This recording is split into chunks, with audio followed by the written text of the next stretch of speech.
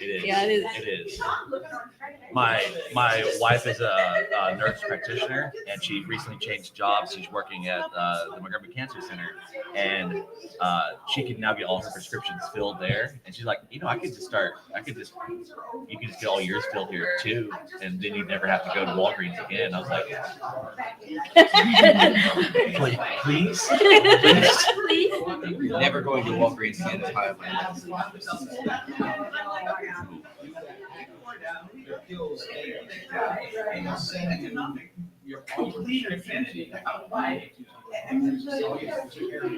I've seen that. I saw. I don't know what kind of ad it was, but I saw that when I was not as excited.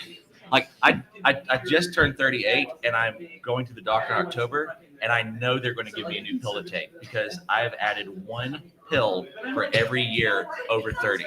I currently take 7 pills a day. I just turned 38. Now, granted, a lot of these are like, she was like, you need to take fish oil, so I take a couple of fish oil pills, right? One a day. But some of them are legit. Like I got a cholesterol pill because shockingly, I'm a portly lad and have slightly high cholesterol. And, but oof, I just know I'm going to go there and it's going to you're 38 now. Well, here's your 8th pill.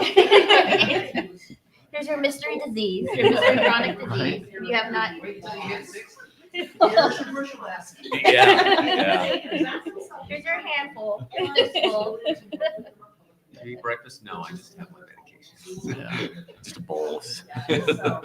Pour milk on it.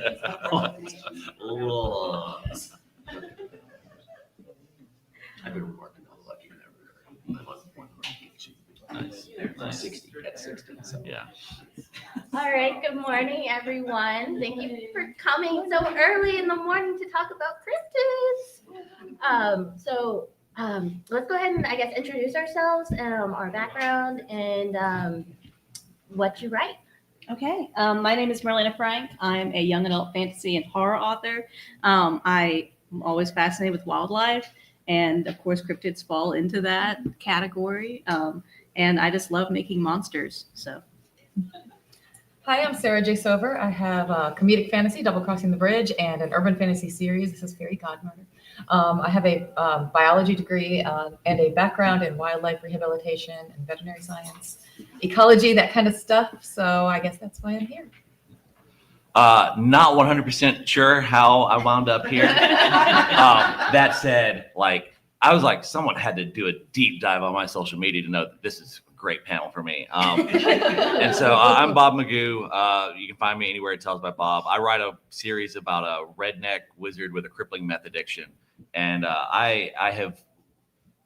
cryptids have been one of my favorite things. I got my, we out here shirt with, I love cryptids, and the series I'm working on now is actually almost totally cryptid focused. So, Chris A. Jackson. I write all kinds of spec fic, a lot of tie-in stuff. I write for gaming companies. I have several of my own series under my own imprint. I write for Falstaff Books. I write for Shadow Alley Press. I write for anybody who pays me. Well, not anybody.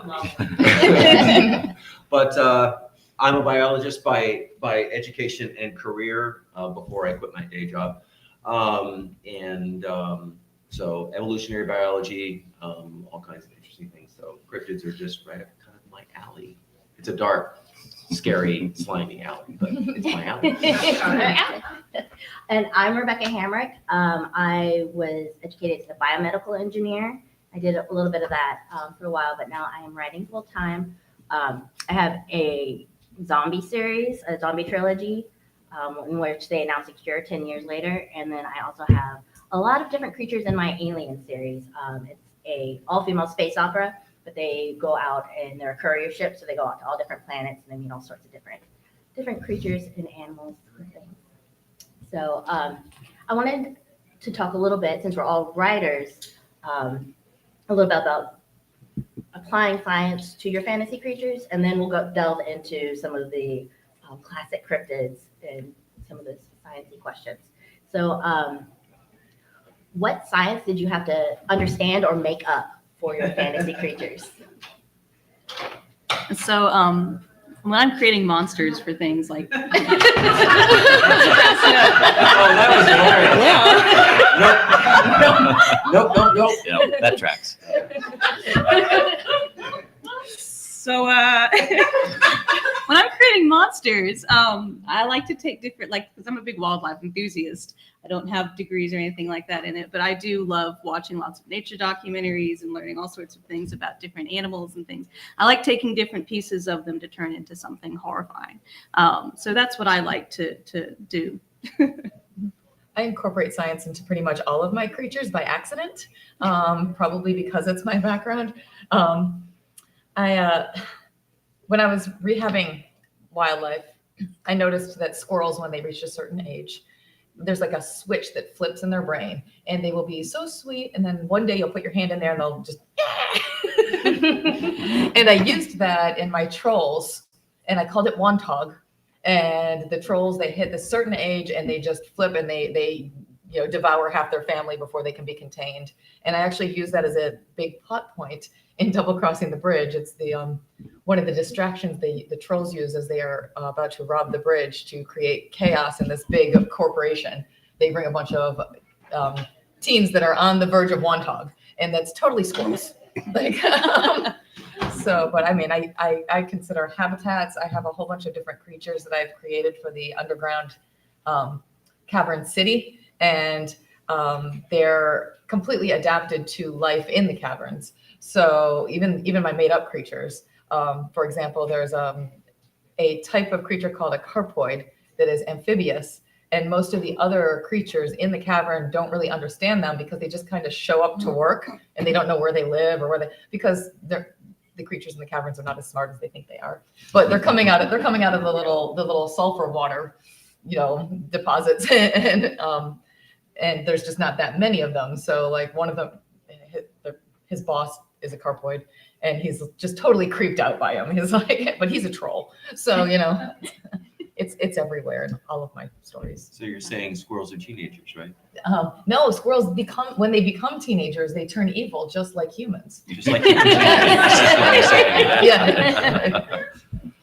So my background, one of my backgrounds is in anthropology. So it's a little more of a soft science. Fits my soft middle.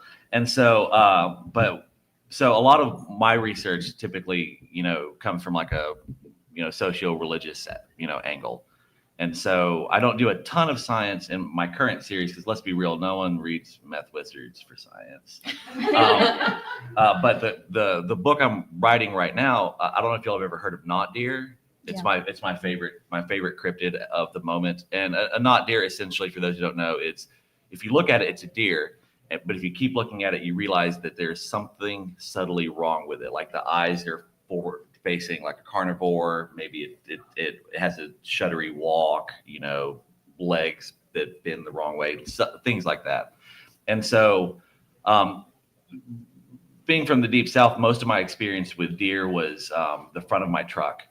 And so I ended up doing a lot of research on deer because the idea being, I need to understand deer to understand not deer. So that will hopefully show in my forthcoming book, but remains to be seen. I did a lot more like creature design for my science fiction humor series, the Cheese Runners trilogy, where cheese is the drug that all the aliens are addicted to, and we only make it here on Earth. So, but it was super fun. I mean, I'm a evolutionary biologist, so all I got to do is take this species and that species and that species, go in a blender, and I get the far-from-eated mud puppy that is addicted to cheese and explodes when it eats too much. So it's like a cheese grenade.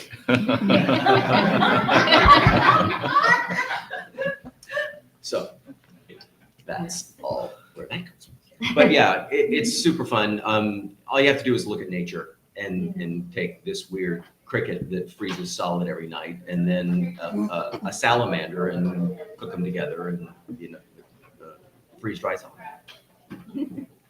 I didn't do it. I did too. Saw you. On the upside, he said, yeah. Yes. In my series Adelan Adventures, there is I decided to take what was a pest, rodents, and making an invasive species into different planets. But I had to, because it's a humor story, I had to, like, what are these traits of these animals that are really annoying? And in the series, the rodents are perpetually pregnant. They are born pregnant. They are. Even if you accidentally have one on your ship in the landing gear and you land on this planet, you have now destroyed this planet. So just taking what would be what's the scary part of creatures or an interesting part of creatures and just doubling down on it. It's like a queen bee. Once they inseminate once, they're pregnant for their entire lives, and they umpteen thousands of offspring. And it's like, wait, what? You haven't seen anyone in a long time, huh? Really? One date. It was one date. And look at me. I don't even remember his name.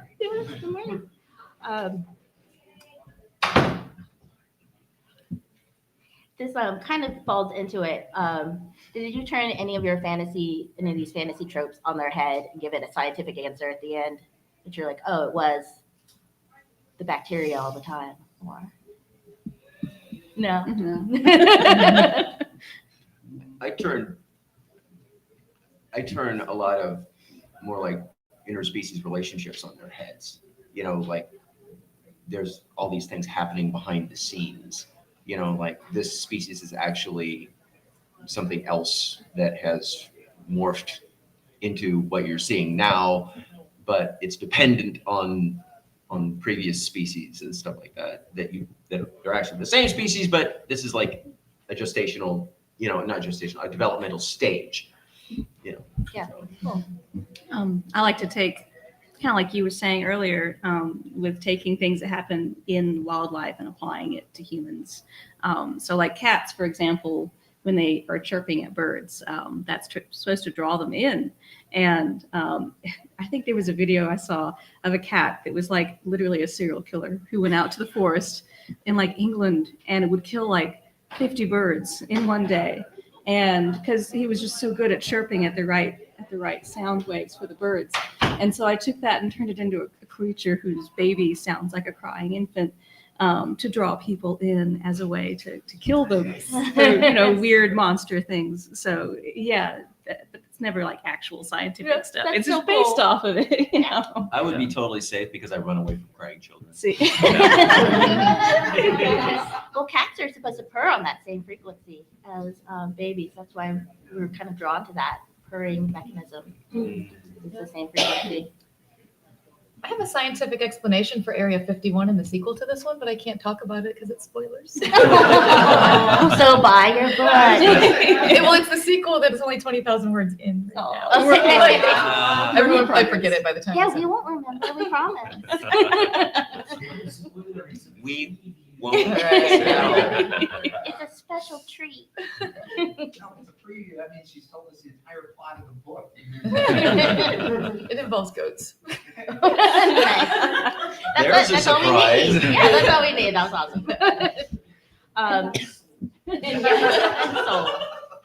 awesome. So Bob said his favorite cryptid right now is not deer. What's everyone's favorite cryptid? It just gives you the warm.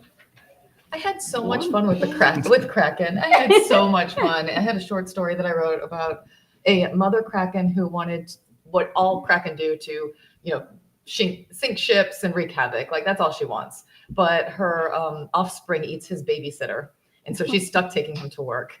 And I love this story so much. It's in one of the Jordan Con anthologies, and I need to try to find another place to place it.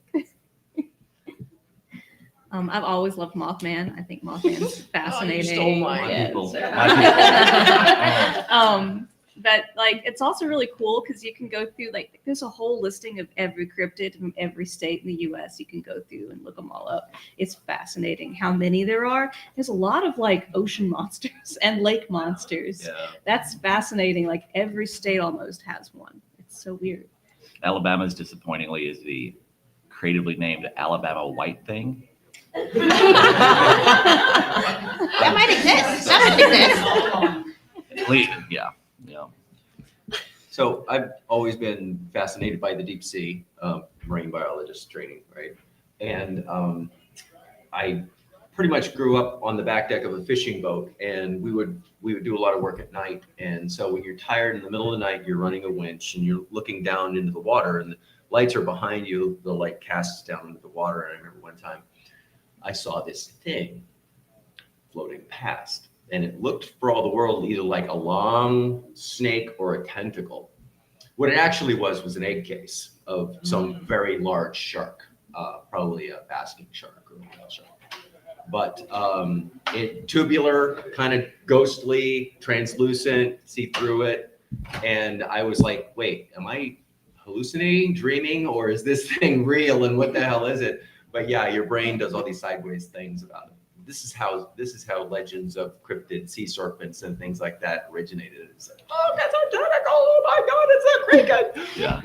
Oh, and we barely escaped. The other scientific explanation that I came across when I was looking at some things for sea creatures was whale genitalia. Oh yes. Oh gosh. Yeah. Tell us about It's the whale great genitalia. pink sea serpent. Right, Yes, right, they're yeah. prehensile. Because apparently some species of whale come to the surface and they mate in pods, and sometimes there's a little flashing that happens. It's dramatic. And it resembles a tentacle.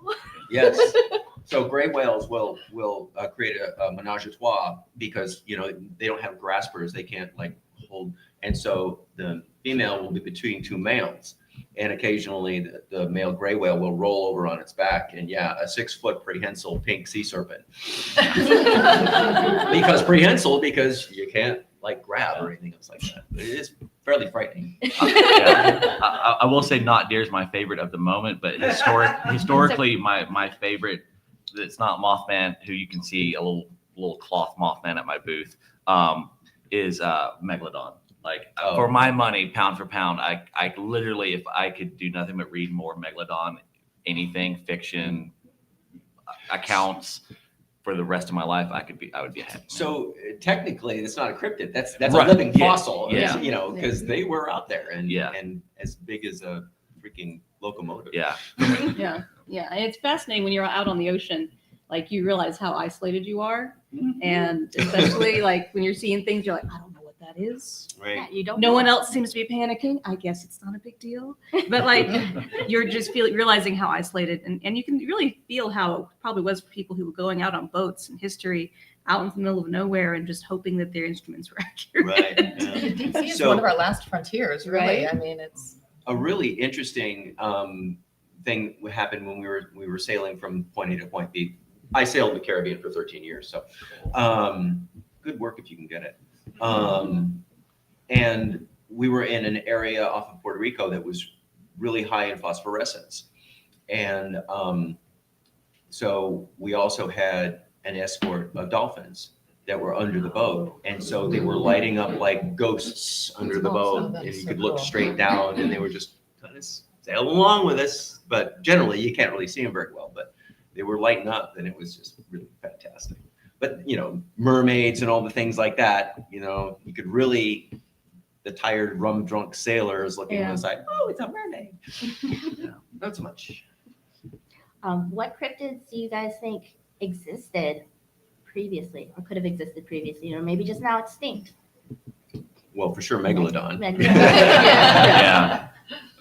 Well, I think it's always interesting when something's a cryptid until you find it. Like the okapi was a cryptid before it was actually discovered because the forest was so dense over in the Congo. And I find that fascinating that some of them are just that well hidden, And I think some of the Bigfoot accounts that you have in the really isolated parts, some of those areas up in Canada that are only accessible by helicopter, like that's possible, And some of the, I don't know if you guys have watched Unsolved Mysteries on Netflix, the new ones that they had.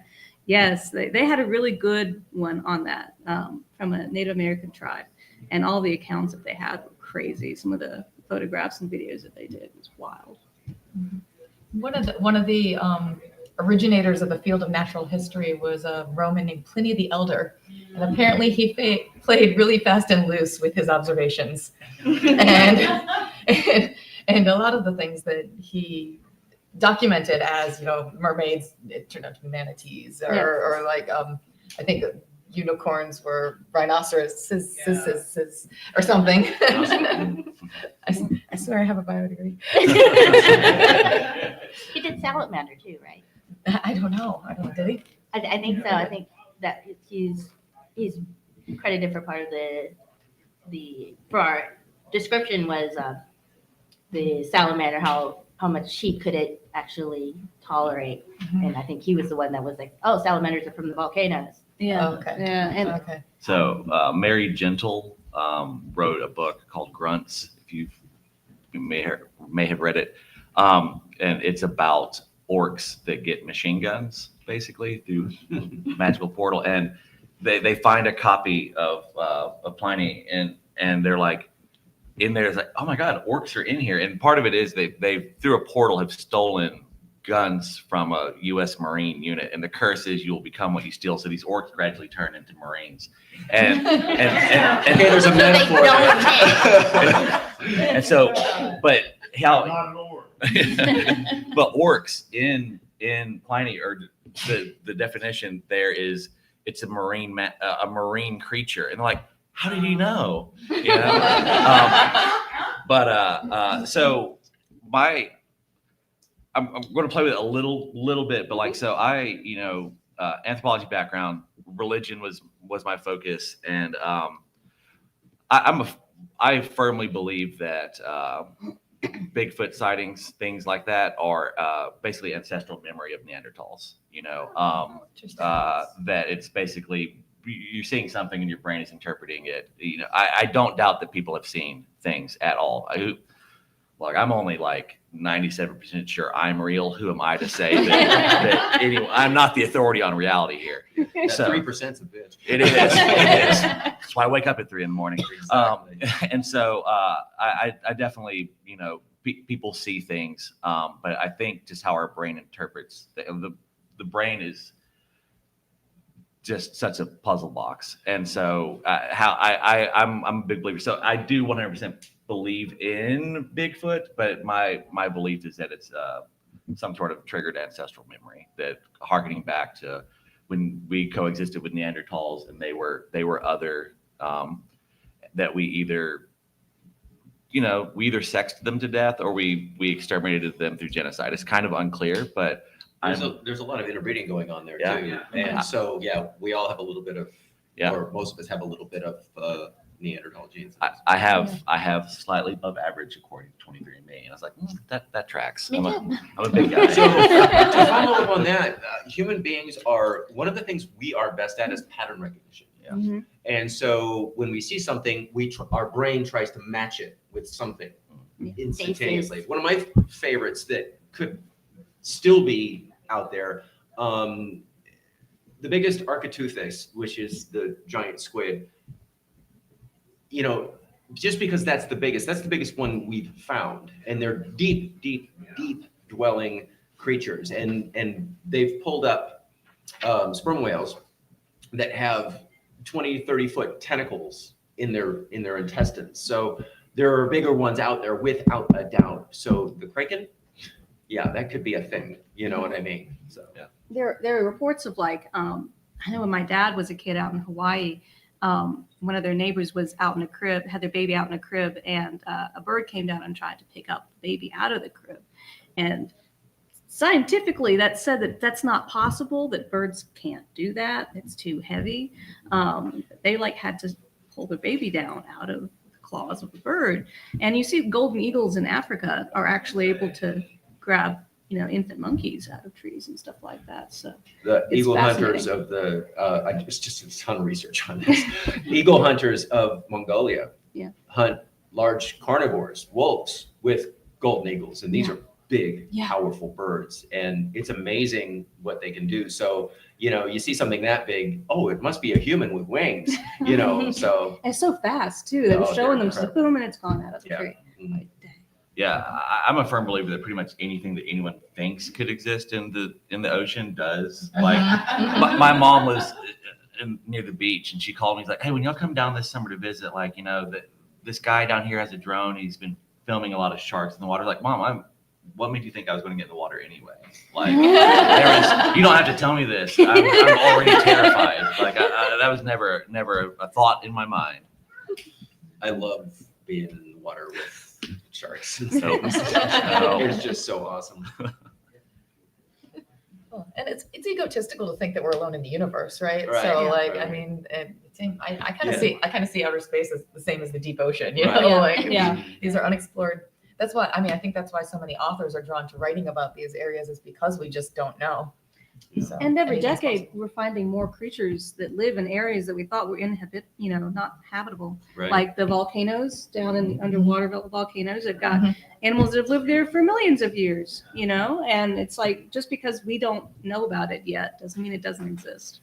There's actually theories rambling around about deep smokers and deep vents that could have been like the birthplace of Like the heat and protein. Yeah. protein aggregation works Yeah. better under high temperatures and things like that. So, pardon me. You're talking about like an origin of the species. Mhm. Origin of life on the planet. Yeah. It's kind of a primordial Like the soup. environment. Yeah. Yeah. The soup. Yeah.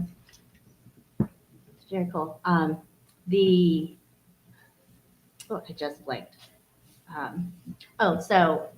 Because I've been researching cryptids and stuff, I've been getting a lot of different things in my Google feed now. I bet. The algorithm has found me. They've just discovered a eel in India in a lake that and it had been burrowed underground, and they've decided it's a different species, and they've actually found it in neighboring waters, and they think that it's tunneling underground and popping up other places. So, any thoughts on these thermal vents or any sort of transportation system that could make creatures appear in one place and then the other? We've got So there used to be talk a while back about the Great Lakes somehow having an underwater tunnel that connected to the Atlantic Ocean.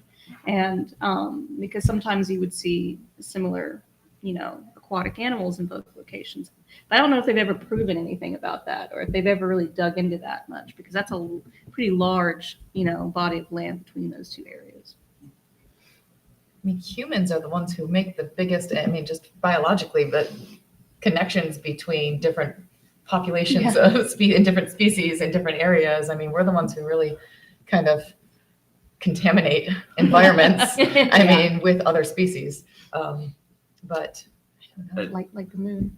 Yes. So I created a monster that is kind of loosely influenced by a blink dog, if you're familiar from D&D.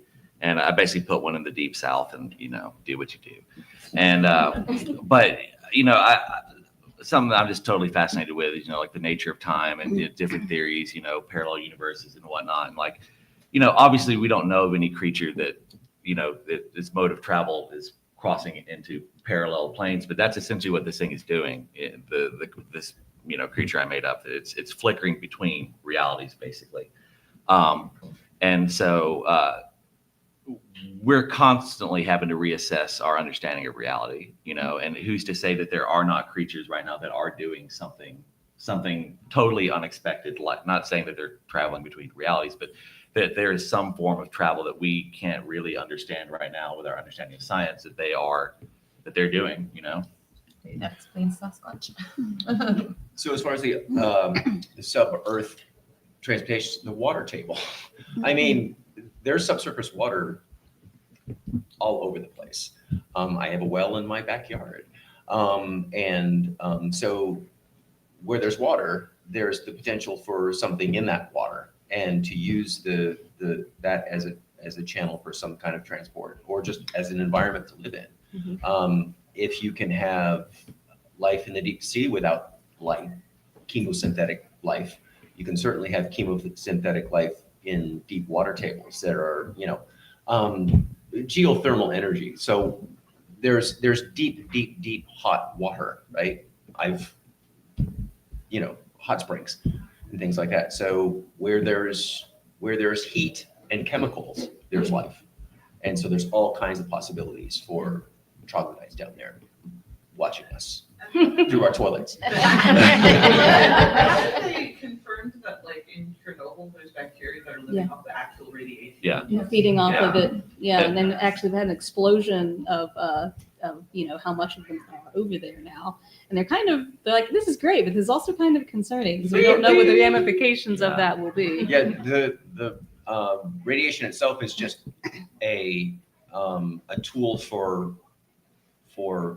diversity, genetic diversity, and it's evolution in action. If you don't believe in evolution, go to Chernobyl. It's happening right there. Yeah. And you can measure it in the lab and everything else. So It's the- no longer theory. The wild dog population there in Chernobyl is, like they've done studies, is markedly different. You know, they evolution in action. And wild hogs in a lot of those areas where you've had that, they thrive in those areas.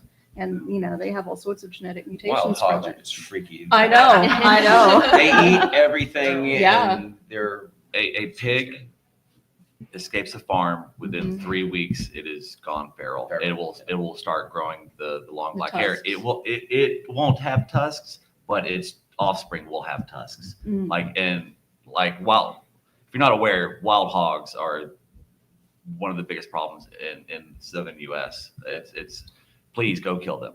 and It is just like really pythons creepy in if the- you're like going through Florida and you see things moving on the side yeah. of the highway, and suddenly there is a herd of boars. Yeah. And you're like, we used to no. I used to do a lot of off-road bike riding in Florida, and you'd find saw palmettos that are just entire acres just chewed up Wow. because they just rooted up. They eat the roots. Yeah. Yeah. They eat anything. Yeah. Gopher tortoises, rodents, they eat everything. They're omnivorous. You don't think hogs are omnivorous, but yeah, no. And surprisingly Lunch. smart and far wilier than hunting deer by far. And far more dangerous. Than Yeah. Oh, yeah. And they move in large packs too. And Yeah, never get between a sow and her piglets. No. I have a question for Chris, if that's okay. Yeah. Is that okay? Uh-oh, here we go. So you were talking about like the transportation modes and stuff, and he was talking about the water table. And then we had a question like in the description about mermaids and how deep they can go. I am wanting to know with your background if there are creatures that are able to adapt to both surface life and the deeper. Sure. Water. Yeah, sharks. Okay. Any fish species that does not have a swim bladder, a lot of like perch and things like that have a swim bladder. So if they change depth quickly, that swim bladder would expand and kill the animal. But sharks use their liver for buoyancy, and so they can change depth gradually, but So king shark's a possibility. sure, absolutely, yeah. Especially like basking sharks and oh god, I can't remember the species name of the other one that is a super deep dwelling shark that they spotted in like the Marianas Trench or some cool thing like this at like literally 25,000 feet underwater, and then they spotted one on the surface. So yeah, sharks can change. So mermaids, if they don't have like swim bladders, if they're more like cartilaginous fish than fish, yeah, they can totally. So any of the deep sea type cryptids could potentially, if they evolved in the way and adapted in the way that sharks do, Could come up. could come up. Yep. I think it's The Drowning Deep by Mira Grant. That's basically the plot there is like mermaids in the Marianas Trench, more or less. And then The Meg by Steve Alden. They made a movie of it. I mean, the big plot there is that Megalodon survived by existing deep in the Marianas Trench, and that one basically comes to the surface. Right. Below some kind of a thermocline level or something. Right. Yeah. Yeah. They breach the thermocline level, sending someone down into the Marianas Trench, and it follows back up through the broken thermocline. So, it's a favorite. Are there any audience questions that we have about cryptids? Yes. Sorry, this is a little off, but you were talking about the shark's liver. Mhm.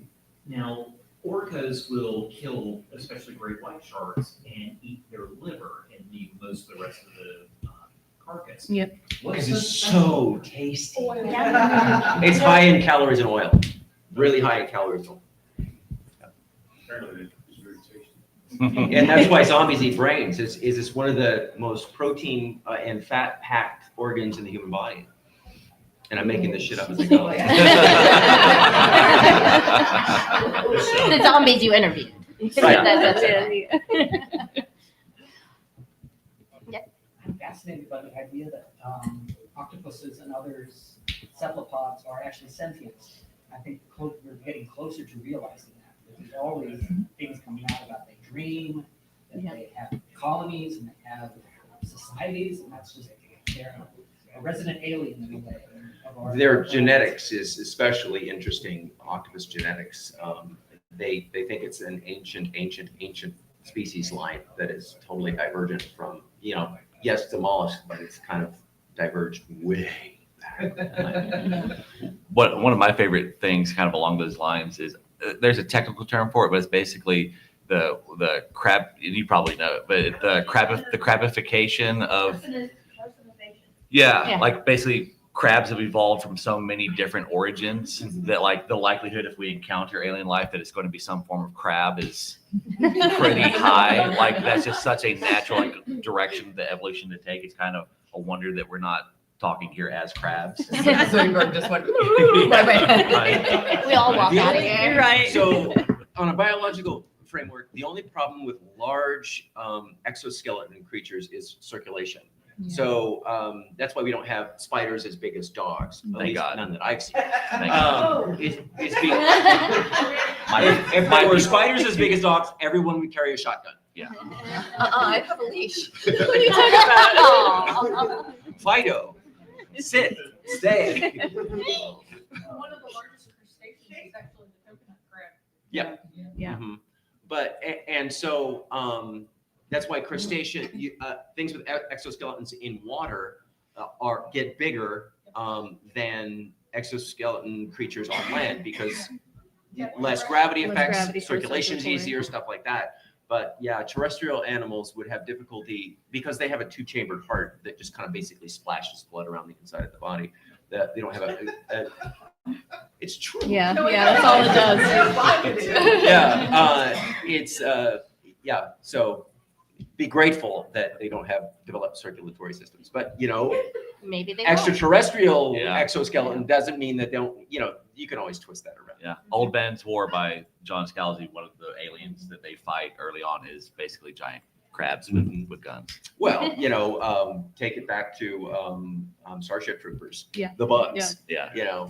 Pseudo arachnids. Well, and we used to have things that big back when we had really high levels of oxygen in the environment and stuff too, because they didn't need to worry about that. Yeah, one of the freakiest animals out there is a crustacean, and it's basically you've seen the little they're almost like sea roaches, up and down pilings.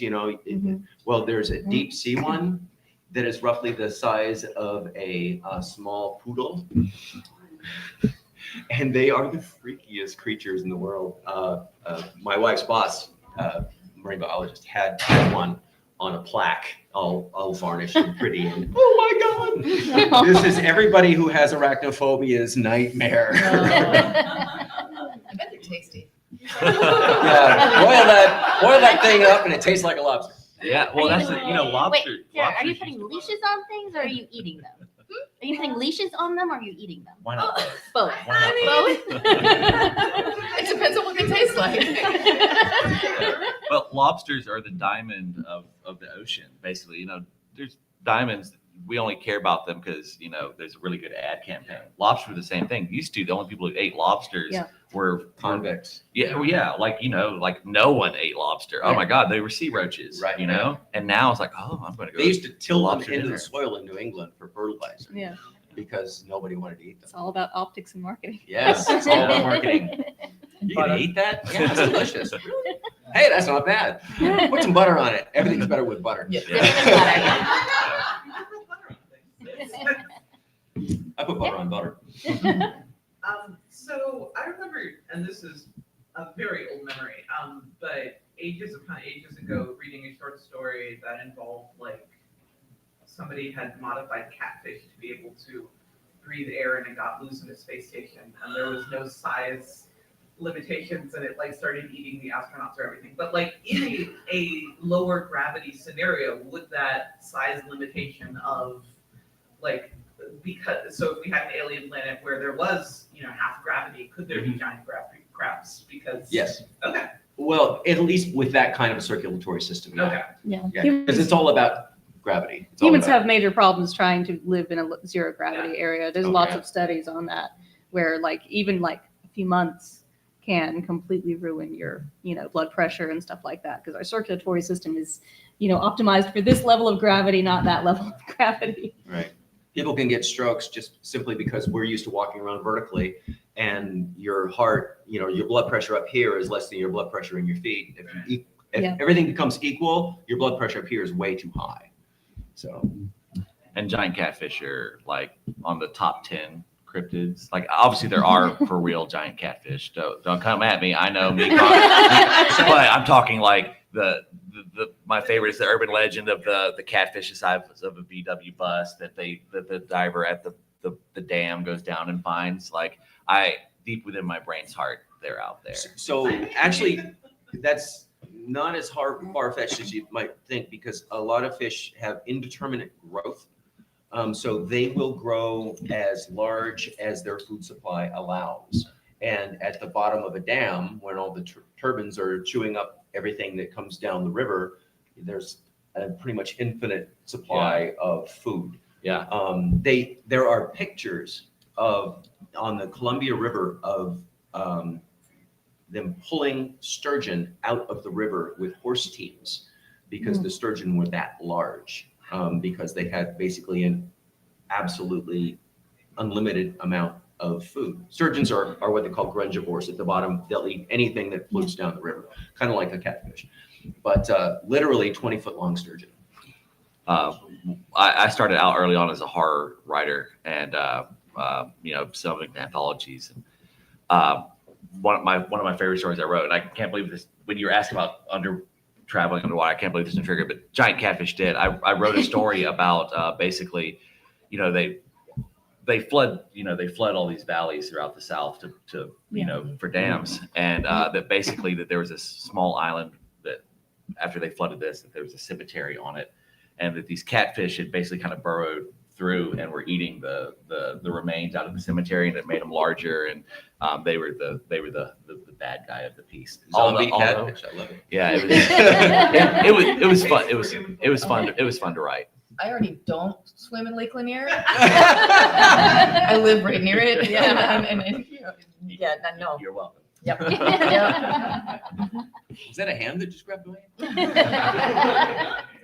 There's a species of catfish, it's called a walking catfish. That, Oh yeah. Yeah. It's, and that, I'm not really sure how it got here in the United States. It's Walked. Slowly.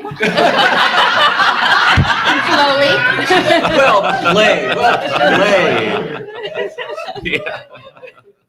Well, the point of view is that if a catfish can develop that, what's going to be in the future of this evolution of this fish? Is it going to start running? It's not if it can, it's if it will. Yeah. It's like the old Far Side comic about evolution and the fish going out of the water. How did it really happen? Well, there's a soccer ball on the shore. It's like, would we have to get that somehow? There's also a certain kind of, it's been discovered, it's slowly but surely becoming extinct as the habitat is being destroyed. But it's a crocodile that, most crocodiles and alligators have their talking stock. Yeah. This one has involved where it starts to stand up like a dog. Mhm. And it looks like something that is prehistorically, like one prehistoric dinosaurs that has developed in that.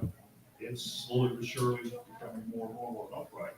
Do you know the quickest way to tell the difference between an alligator and a crocodile? See you later, alligator. One will see you later, and the other one will after a while. If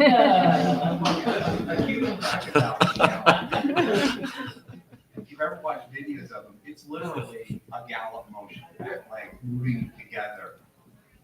But actually, check your history, the full evolutionary history of crocodiles. The land crocodiles were Massive.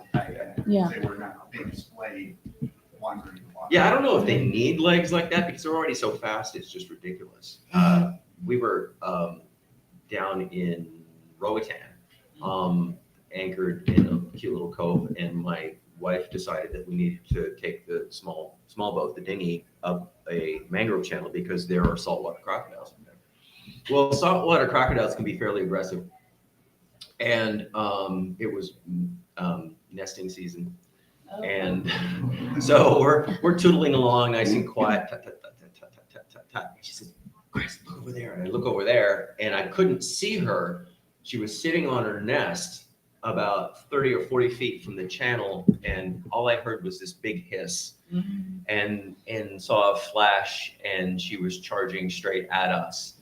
And left the ground about 5 feet from the shore and dove right under our dinghy. And after I cleaned up the fiddle that was in the bottom, we turned around and left. Okay, you saw your blickety blank crocodile. Can we go now? But yeah, they're so fast, it's freaky. We were up in the Trinity Delta. These are alligators, and you can see the massive alligators on the other side of the channel. And then somebody slams their car door, and they're just gone. They're in the water so fast that you just can't see them move. Yeah. But for really short distances, but long enough to pluck you out of the boat. Yeah. Well, I like to kayak, and I'm one of those sadists that like I kayak on rivers, and then in my free time I look up YouTube videos of people who have encounters with stuff on a kayak. And there's a video of a guy kayaking, and a gator just comes like that on him, kayak flips. And I'm like, well, he's dead. I don't know how this got uploaded to YouTube, but he gets it flipped right around. But like that's my nightmare. And every time I go kayaking, I watch that beforehand just because I hate myself. You know? Hillsborough River. No. Yeah. Hillsborough River up from Tampa, there are crocodiles all along the shore, and it's really fun kayaking up there because they know what boats are, and they know they're not going to get much out of them. But I mean, and they're close. I mean, they're like from me to you on the shore. But yeah, when I was working for the fishery service, we would do sampling up in the Trinity Delta in the north part of Galveston Bay, and there's an influx of nutria up there, the South American rats, and the alligators literally eat them like popcorn. And so that's one of those. No, it's funny because you scare a nutria. What do? They dive into the water, and the alligators sit there with their mouths open. I swear to God. And so we came around a bend in an 18-foot John boat, and I swear to whatever non-denominational deity of your choice, there was an alligator on the shore 30 feet away that was as long as our boat, 18 feet. Yeah. And I was like, can we go now? Yeah. Those things scare me. Need a bigger boat. I'll swim with sharks, but swimming with alligators, nope. Nope. Problem with alligators down in Florida, obviously. My dad, who lived down there, reported that one of his neighbors, he had to call him and say, don't go in your garage because he left it open and an alligator was waiting. Waiting for you to come check the air pressure in your tire. Lean down on your car. Shasta has a problem with alligators walking into, because they live right there in the swamp. They have a problem with alligators walking into their facilities. They have a check your vehicle before you know. Well, yeah, I lived in St. Pete, and people that take their dogs for walks down by Mingus Lake Park, it's like, okay, you realize that there are big alligators in that pond right there. It's like, no, see that little wake going on? I've lived in Savannah and I live in Florida now, and They're everywhere. Yeah, everyone I know that owns a house at one, like near the river, at one point, there's an alligator in their house. And if that's not enough, now they have pythons too. And the pythons, yes, right. Yeah. And the crocodiles now, so. Right. And it gets cold. It's raining iguanas. Holy crap, it's raining iguanas. Yeah, Florida's just cryptids falling. Right. Yeah. Falling from the sky. It is. If iguanas could fly, wait, they do. Yeah, we have the skunk ape, which is Bigfoot, but just smelly. Like Smelly Any other questions? So what sort of I guess I'll say bad science, to the point that you thought it was just hysterical the way they were justifying it or whatever. Even your megalodon, that it came up through the broken thermocline. Yeah. I watched Crawl. I don't know if you guys have seen that one with the alligator and the flooding and stuff. And they go underneath the house, and there's like this just nest that's just been made underneath the house that they didn't know about. And I'm like, Right. come on, guys. Would have heard it. Yeah. I have difficulty anytime they like demonize an animal. You know, it's coming after you, it's hunting you. Come on, really? The megalodon. That was the only real problem I had with that was it had a pathological desire to kill this undersea station. Yeah. Why? Right. You know, Easier it's like, snacks. go hunt an orca. You know. Yeah. Well, I was gonna say, like, whenever an animal gets to the point where people find it a huge threat, that's when they're gonna be hunted a whole ton, right? We saw that with wolves over centuries, and it's just a matter of time before things that are considered, okay, that's too dangerous. We need to eradicate it from this location, and that's when it starts to get dangerous because humans are known for doing this. A lot of people don't know it, but there was an actual U.S. governmental act, the Predator Control Act, in the late 1800s and early 1900s to basically eradicate predators from North America, because basically it was costing farmers money, farmers and ranchers money. We used to have more wolves here in the southeast. Oh yeah. Well, there were wolves all over. Yeah. And what happens when you empty a niche? Something else moves in. Right. They have started Super common. reintroducing wolves in the southeast. They've reintroduced them into Alabama, and I know a guy who shot one because he thought it was a coyote. Because professional coyote hunter is apparently a job. Who knew? Who knew? And yeah, so it's like great. Sarah, do you have We had like 6. I have lots of opinions on this one. I used to work for a stormwater municipality in stormwater, and I would get calls about people wanting us to come out and kill the snakes in their creek. And I'm like, I had one lady tell me, oh yeah, I killed every snake I saw. And I'm like, okay, well now you have a whole lot of water moccasins because you just killed all of the, you know, all the normal snakes, all the good snakes you just took out. And guess what's going to take over that whole space? It's going to be the first one that comes along. Right. And there's a good chance that you just created a much bigger problem for yourself. Yeah. Also, well, because your rodent population is going to go up. Exactly. I was going to say. I mean, like I have lots of opinions on this one. I like snakes, and I don't kill spiders in my house. No, my cat does, but you know, I think that everything's an ecology, and as soon as you eliminate one element of it, you're just throwing a monkey wrench into the works. I'll say that to answer your question, I don't care how bad the science is. My favorite form of media is unusually large creature eating humans, and I don't care how little. I will talk to you at length about how I think Lake Placid is the best movie that was ever made. Right? Only because it had Betty White. Too. Oh man! It goes Lake Placid, Jaws, Anaconda. Those are the 3 best movies ever Oh made. my gosh! My husband walked down on me watching Piranaconda once. Have you ever seen that? Oh, it's beautiful. That's my language. It's beautiful. That's my language. So like the dumber the science gets, doesn't even faze me. You know, like let's just go. We're just doing this. We're on a skateboard heading down. Yeah.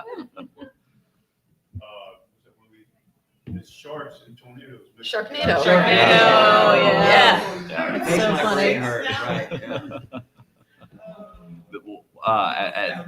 Yeah. Let's not even go into like Jurassic Park and cloning dinosaurs. Human centipede. God. Not that I didn't love the movies. Nope, it's got cut off. And we're done. There's actually a guy who works for FEMA that I've seen him do panels. He did a panel at DragonCon about how he's used GIS mapping to track the historicity of Sharknado events around the world. Is it Charlie Kaufman? He's here. Oh, yeah. Bet. I had no idea. But like, Why is he not on this panel? One of my favorite panels I've ever gone to. It was great. It was hard science tackling ridiculous premises, which is the best use for hard science at a convention, I feel. And it was fantastic. So if you get a chance to see Charlie, yes, Charlie Kaufman. do that. Facebook page, Kaiju Mapping. Yeah, Yeah. he did. It was mapping kaiju attacks, Sharknado events, and zombie outbreaks. Yep. Yeah, it was great. Loved it. There's a panel at 11:30 that comes out called Is That Even Possible? There you go. Okay, there you go. Do we want to talk about kaiju? I just recently read John Scalzi's The Kaiju Preservation Society. Oh, I need to I've got it. It's on my. We're not gonna talk about how the pilots, but it's on my, it's on my TBR. My file's only that high because it's on my Kindle. Yeah. Thousands. Oh, oof. So in that book, the premise is that Hollow Earth is a I want to say kind of like a parallel universe that you can blink into, I did enjoy a lot of the science and stuff in it. How he talks about how these creatures could get so big, and then then sometimes they just pop into our reality, and that's when we see them and they cause trouble.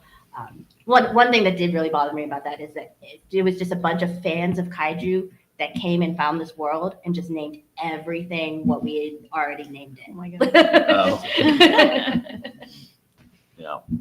No, I mean those are a lot of my favorite cryptids are there. It's a shark, but it's just a really big one. It's anacondas. Anacondas are already huge, Right. but We need a bigger one. there We need a are bigger one. reports of ones that are 45, 50 feet long as opposed to 30 feet long. Like those to me are just so fascinating because to me, the more real a thing could be, the more intriguing it is to me. Like I love Mothman, but there's not a lot of grounding in science on Mothman. But like a abnormally large anaconda, okay, it's just an anaconda but bigger. There's some More realistic. there's some anatomy problems that probably have to be solved that he's probably No. aware of, but No, I'm not. not really. I mean, there were prehistoric crocodiles that hunted T-Rex. Yeah. Literally 60-foot long crocodiles. So, yeah. Yeah. I'm so glad you brought up Mothman again because I want to ask, what does the Mothman eat? I'm looking at it. People? My clothing? Right, yeah. That's why there are holes in everybody's jeans. You see jeans with holes in them all over the place. Oh, we bought it that way. Yeah, they're living in textile plants. Well, it's possible. Yeah. Levi Strauss. Oh, I love everything about Mothman. And one of the earliest books I read about the paranormal was Keel's Mothman Prophecies, and that was actually fairly. I read that in 3 Men Seeking Monsters, and those two books I would say are the two most influential books on my view of the paranormal and cryptids in general. And if you haven't read either of those, I highly recommend them. You take either one of them with a grain of salt, but they're fascinating reads. And to me, it's like don't necessarily take what they're saying at face value, but just use that to kind of inform your thought process and take it down avenues and just kind of think it through for yourself and see where it takes you. Well, and I was trying to think of like actual accounts for what Mothman would eat. And in a lot of the actual accounts for him, it's just like they saw him and he was scary looking, or he was eating livestock, kind of like the chupacabra, where it's just like weird livestock deaths. And that's a thing that goes on a lot in the Midwest, where they're just like, we don't know how these animals were killed. Sometimes they were just skinned and no animal does that. And sometimes they were just partially eaten, but not like how coyotes or wolves would eat. So I think that's where a lot of that can come from with Mothman and chupacabra and things like that. And most things just eat what is convenient. I mean, most things eat what they have relatively easy access to. Yeah. So I don't know that would be humans. Yeah. That would probably be like, I don't know, for a Mothman, depending on speed, maybe birds, Yeah. livestock. When they, the cattle mutilation waves that happen, it's like, oh my God, the eyes are gone, the rectum has been poured out. And those are the easy points of access, Right. It's much easier to Especially chew through an birds and eyeball things. than, a shoulder. So. Especially cowhide. Yeah. Yeah. Yeah. Stuff's tough. Is it possible that cryptids that do mutilations and stuff like that, instead of being actual different species, are just the serial killers of the animal kingdom? I mean, that's a good question though. Like, because like I was talking with cats, you know, They not are all- serial killers. they Yes, are, Yes, they they are. are, and that's just in their nature, and they're just so chill about it. You know, the most chill serial killers. They But, may like- deliver it to you Yeah. on your doorstep. No, like I here gave you you go. something. It's a dead mouse. Thanks very much. And you have to wonder, like, for some of the predators out there, sometimes they've had animals that act really strangely. I can't think of the Val Kilmer movie where they have the two lions that are attacking. I was literally about to talk about the Lions of Savo. Yes. Yeah. Which they're stuffed. You can go see these. They were maneless lions, Mhm. and I wrote a steampunk retelling of the Savo lions. Like I'm intensely fascinated with man eaters like that. But what they find is like 90% of the man eaters like that, the big cat man eaters, they have something wrong with them. They have like broken teeth, and they're not able to hunt effectively, and we are much easier to hunt. Humans are easy prey. But typically, they don't start by hunting humans. Typically, like Savo, British colonialism at its finest, there were just dead Indians lying around, you know, and these lions, they started out eating scavenging, and then they were like, oh, wouldn't this be better if it was a little fresher? And then, you know, they killed a staggering number of people, but it's especially prevalent in India, you know, that people, these man eaters would start by eating carcasses and then move on to, you know, a fresher slice. Thank you so much. There's, I'm sorry. We're actually running out of time here. Just real quick, guys, where they can find you and read about all your crazy cool animals. Okay, I'm in the vendor hall. You walk down the end of the hall and go straight to the vendor hall. We're in the back. I'm sharing a booth with my sister, Morbid Smile Art. You can also find me at marlenafrank.com. I am between the broken escalator and the bathroom. I have one other panel today. I will not be there between 11 and 12 because I have another panel, but I should be there afterwards. You can find me at sarahjsover.com and across all social media as Sarah J. Sover. Like I said, I'm Bob Magoo. I am the guy who's been giving you awkward eye contact as you're walking to the elevator because I'm the booth right by it. So you can find me there anytime today. This is my last panel, except for at noon, I'm doing a live show for the Go Indie Now network. You can find me online, jaxbooks.com, JAX Books. Or you can, about 100 feet that way, just down the road from Sarah, between you and the bathroom. So I had two other panels today, Science and Storytelling at 11 o'clock and Strong Females at 12:30.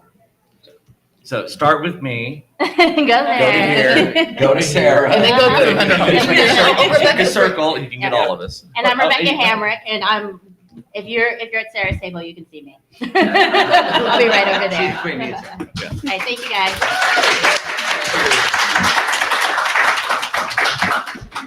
Here's a joke for you. Fun. I gotta go get out of the room before the next panel. Oh, no, I'm no. sorry. Did it again. Like, When they say, well, yeah, you said, I'm how never did gonna you be get at the the tiny table. bullets? Right?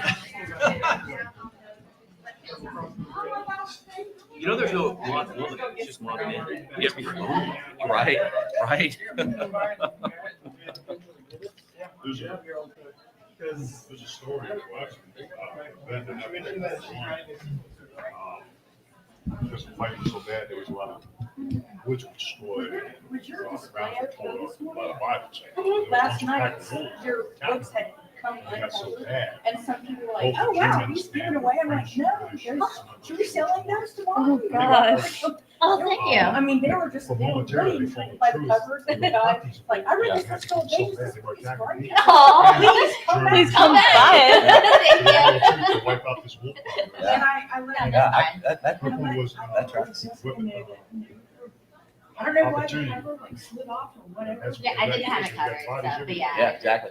Thank you, I Good taste. appreciate it. I figured It's I was always like, so if fun anyone panel, takes a you book, know? I help I you. enjoy it. So, when I saw that we were on, I was like, I was like, good, come on here. I also got some theories on Bigfoot too. yeah, I am always down to hear a good Because I'm always wondering if they something that big, what does it eat? You gotta have something to maintain that size. Exactly.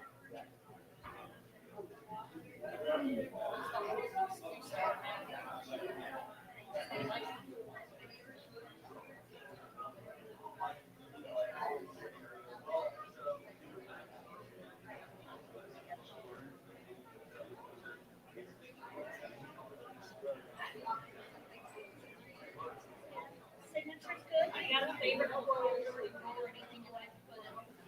I always like looking at things.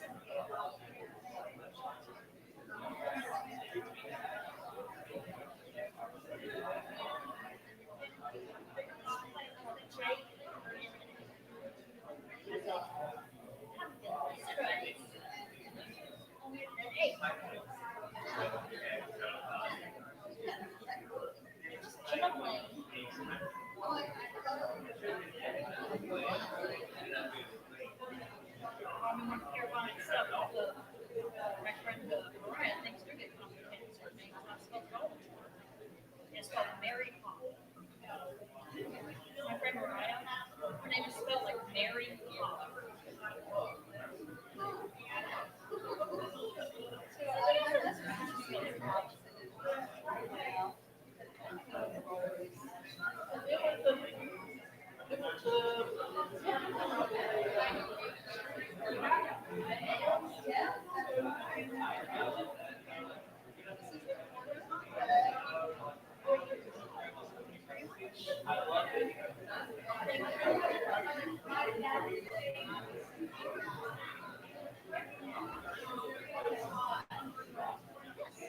Let's say we haven't used other social media or anything.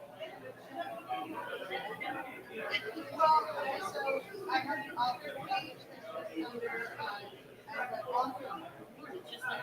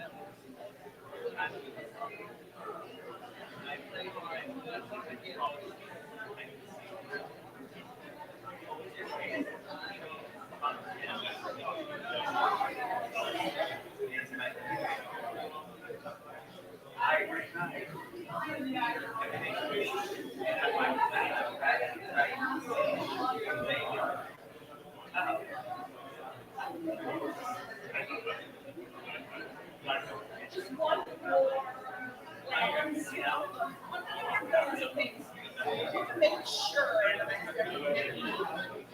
No, I never do. I never do.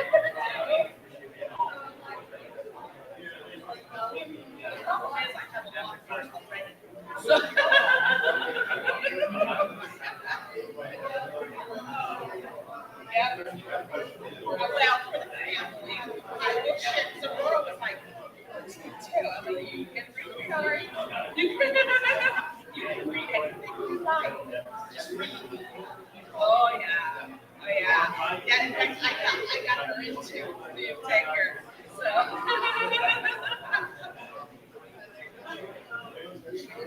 How is the judge? Not very at all. It's, my favorite is. Okay, well, they're fantasy great.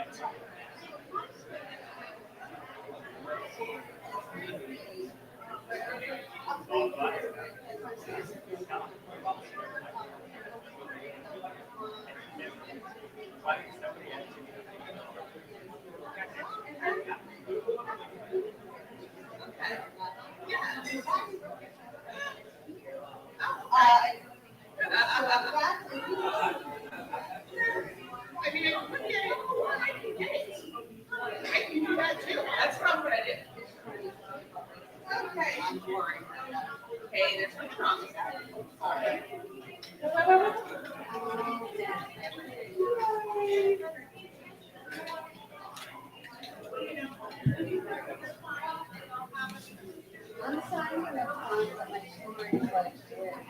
That's fine. No worries. It's signed it all, it's great, you know. Yeah, that's not a fast start.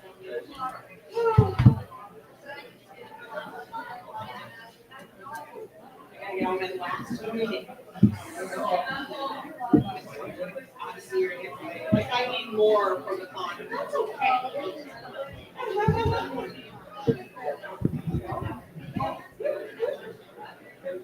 This way, I don't have to deal with finding the money on the side, and I don't have to deal with, looking for that.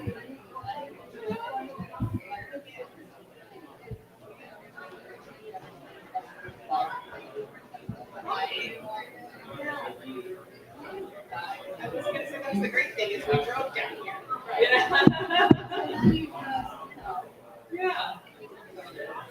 No receipt, yeah. No evidence. Although I did text my husband and I'm like, so thank you in advance for not being mad when the credit card statement comes in. Yeah, absolutely. Oh, no, I was my very first manuscript. You were the one who helped me overcome the date, and I just love you since. I had the world, I had the characters, I had everything like that, and I couldn't find a plot. And you were like, just take away whatever they want, they can get it back. And I went, oh my God, yes. So yeah, it worked out really well. It took a whole different way, and I'm really excited about it now. They love what they want the most. Yeah, it's really great. It changed my antagonist and everything. I love it. So I'm very excited to actually finish it.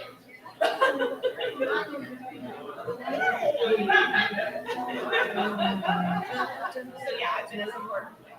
Yeah, this book is only 5 years in the making. I'll finish it eventually.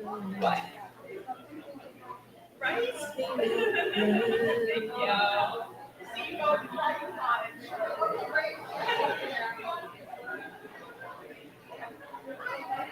I just want to meet you for a moment. I've heard your name. My name is Richard Sauer. I've worked for you. Oh, yeah.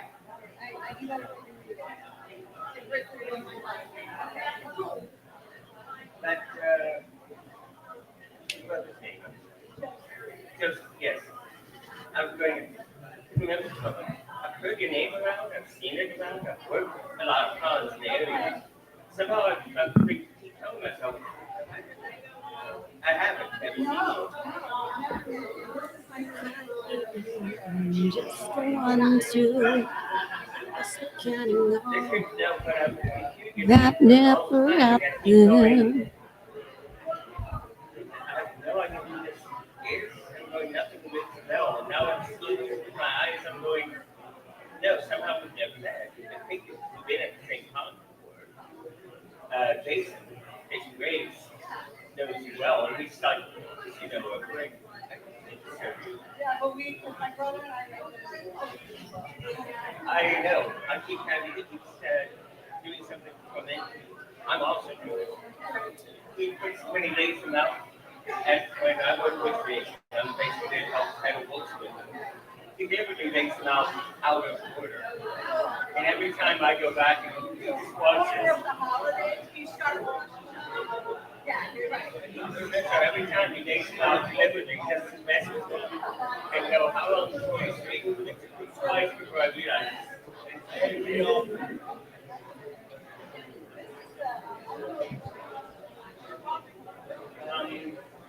Richard, guys, mentioned that Alpha a couple months ago. We were talking, I'm asking about, he's like, yeah, if I could get into this kind of into this anthology, I need to kind of get my mom from work. I don't know what I'm going to show you Jewish, in other words.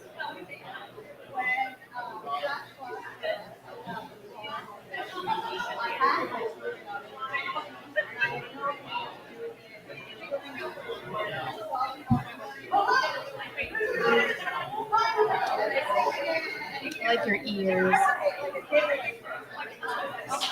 Were they here somewhere? Are they selling them over here somewhere? I don't think so. I bought these last year at Oh, okay.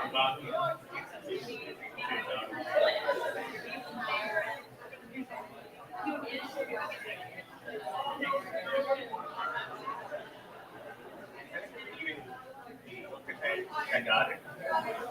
I did.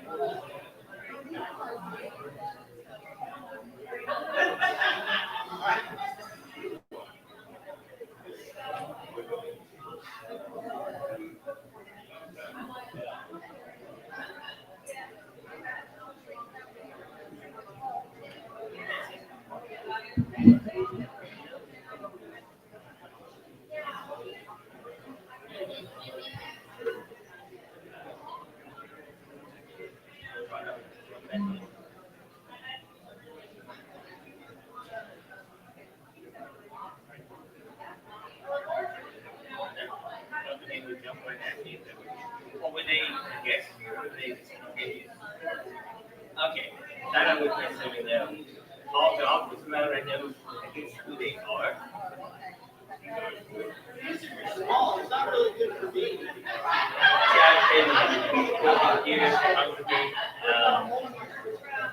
Picking up with others, I tend to do our work. So I was getting information while I've done programming, I've done editing department. So eventually, if I don't know the case, I know the name. And sometimes it's the other way around, where I can't figure it out, but I know that I can't remember it.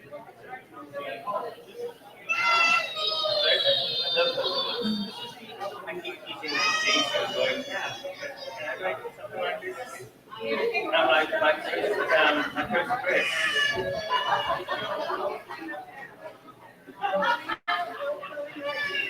You're so fluffy, I love it. Is it fun to just squish it?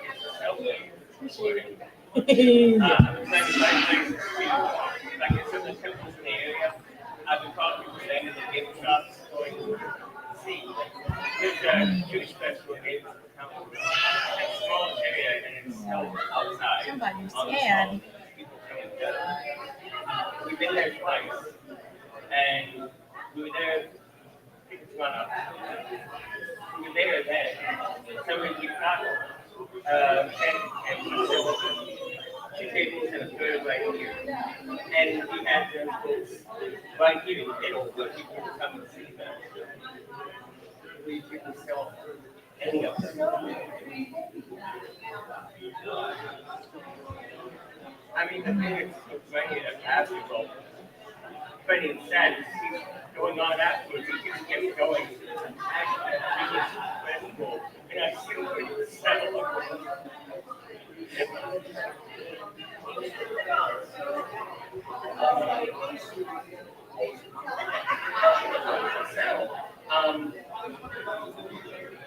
I don't know what to do. Well, we're not sure if that would be held again, so they have an issue. But there's a festival on Facebook where I went. Yeah. And That's why I came extra early. I'm like, there's a lot of noise out there right now. I'm just gonna stay in here until it starts. Hi. Logic and magic. Yep. Take your pick. I just didn't want to be on the end because they usually start at one end or the other. Yeah. Once it's the moderator, once it's on the end. Yeah. I just know usually the moderators go, and we're going to start at the end over there. I'll be in the middle. Chaos moderator. I'm always like, anyone talk. Popcorn. Popcorn. Oh, it's been a while since I heard that term. Of course, that's why. That would be why. I am an educator. For my sins. What age? I currently work with summer camps for ages 7 to 13, but I've done not classroom education, but mostly theater and museum education for all ages. Cool. Everyone. Itsy bitsy's up to college. Aww. Yeah, my 4-year-old's going to go into preschool this year. Sorry, what? My 4-year-old's going to go into preschool this year. Oh, that's a big step. Yeah, we're kind of worried because she's not exactly at the back and forth communication level right now. Oh. But she's reading great. She understands. She's just not talking. Hey! I'm on a panel with you finally. Yes, right. Yes. Oh, I haven't seen you in forever. I may or may not be moderated. I don't know. John said he was going to set someone else to moderate. I guess we will find out. But I'm ready if we are. Well, I'm glad you're here. I've not seen you in forever. I know, right? How's Kelly? Can I get hugs? Yes. How's Kelly? She's okay. It's freezing in there, so if I feel freezing, that's why. Yeah, I still have before. I think right after this panel, I need to just actually go into the dealers. I know. I haven't actually been inside. Well, there's of it. 2 as well, so it's just like. Yeah, I was confused. I wasn't sure if they were connected or not. Yeah, So so I they're walked on the separate rooms, outside of it. and it's all Jared, the how way you at the doing? end of the hall. So it's like no one ever Yeah. gets down that far. Aw. Yay. Thank you for coming. I know the Sunday morning ones are always a little hard. Is anyone else at the party in the rainstorm last night? I was not the. Oh, I was get to go not the out party. and go left. It was in that little courtyard space off of Lakeview. Wow. I went outside and heard it. I just followed the noise. I just, I was asleep and then I heard this crack of thunder and I'm awake.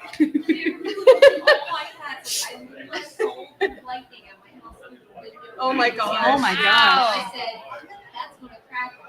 And then 2 seconds later, it shook the house. Oh my god. Oh gosh. Oh. Kitties. Yeah, out at the dance party, it was like the winds have been picking up all night, Hi. and then it I'm started to Marlena. sprinkle just a little bit, and we were like, it's Hi. fine. And then all of a sudden, it just starts, I don't know what to do with this, pouring. And we just kept dancing. Like, we just kept dancing in the rain. So it was like, when was the last time you danced in the rain? Like, how long has it been? And then they were like, okay, now there's lightning. We have to go. Yes. Yes.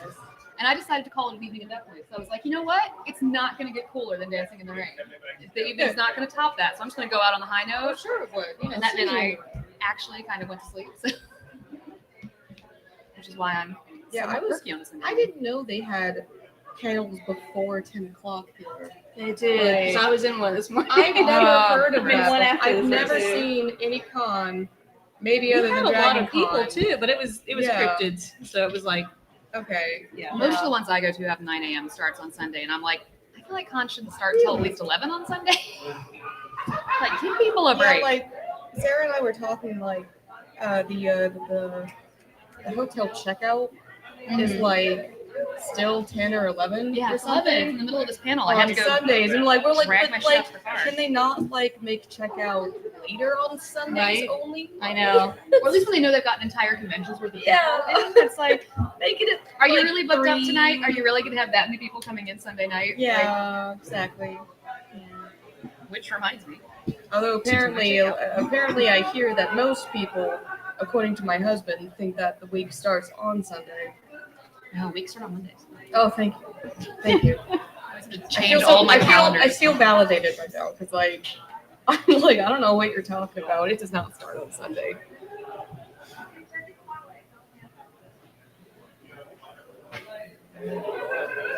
Logic, magic. Yes, yes, that's us. Welcome. I can see the indecision. Oh, honey,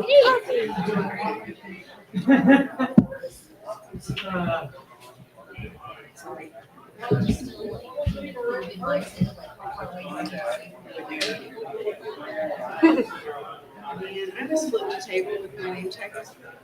So this is making me a little nervous. That was over there yesterday. I think. You know, if I'm leaning towards you a little bit. That's okay. Put your hand on my shoulder. It's fine. I would scoot over more, but then I get No, Yeah. no.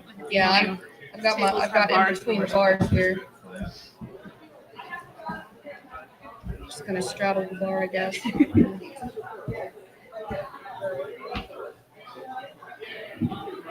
So, are we using these? Yeah, they're live. Yeah. I always Okay. think they're not.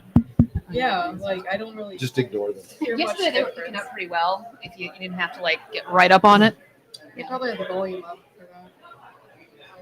I don't know. I'm just a loud human, so. Yeah, I'm an actor and a teacher. I'm like, room full of people doesn't scare me. Yeah. I will make noise. See, actor, interpreter. So I'm very accustomed to talking loudly. So please, one person talk at a time. I only have 2 hands. Thanks. Can you ASL interpretation? Oh, that's so cool. Sometimes.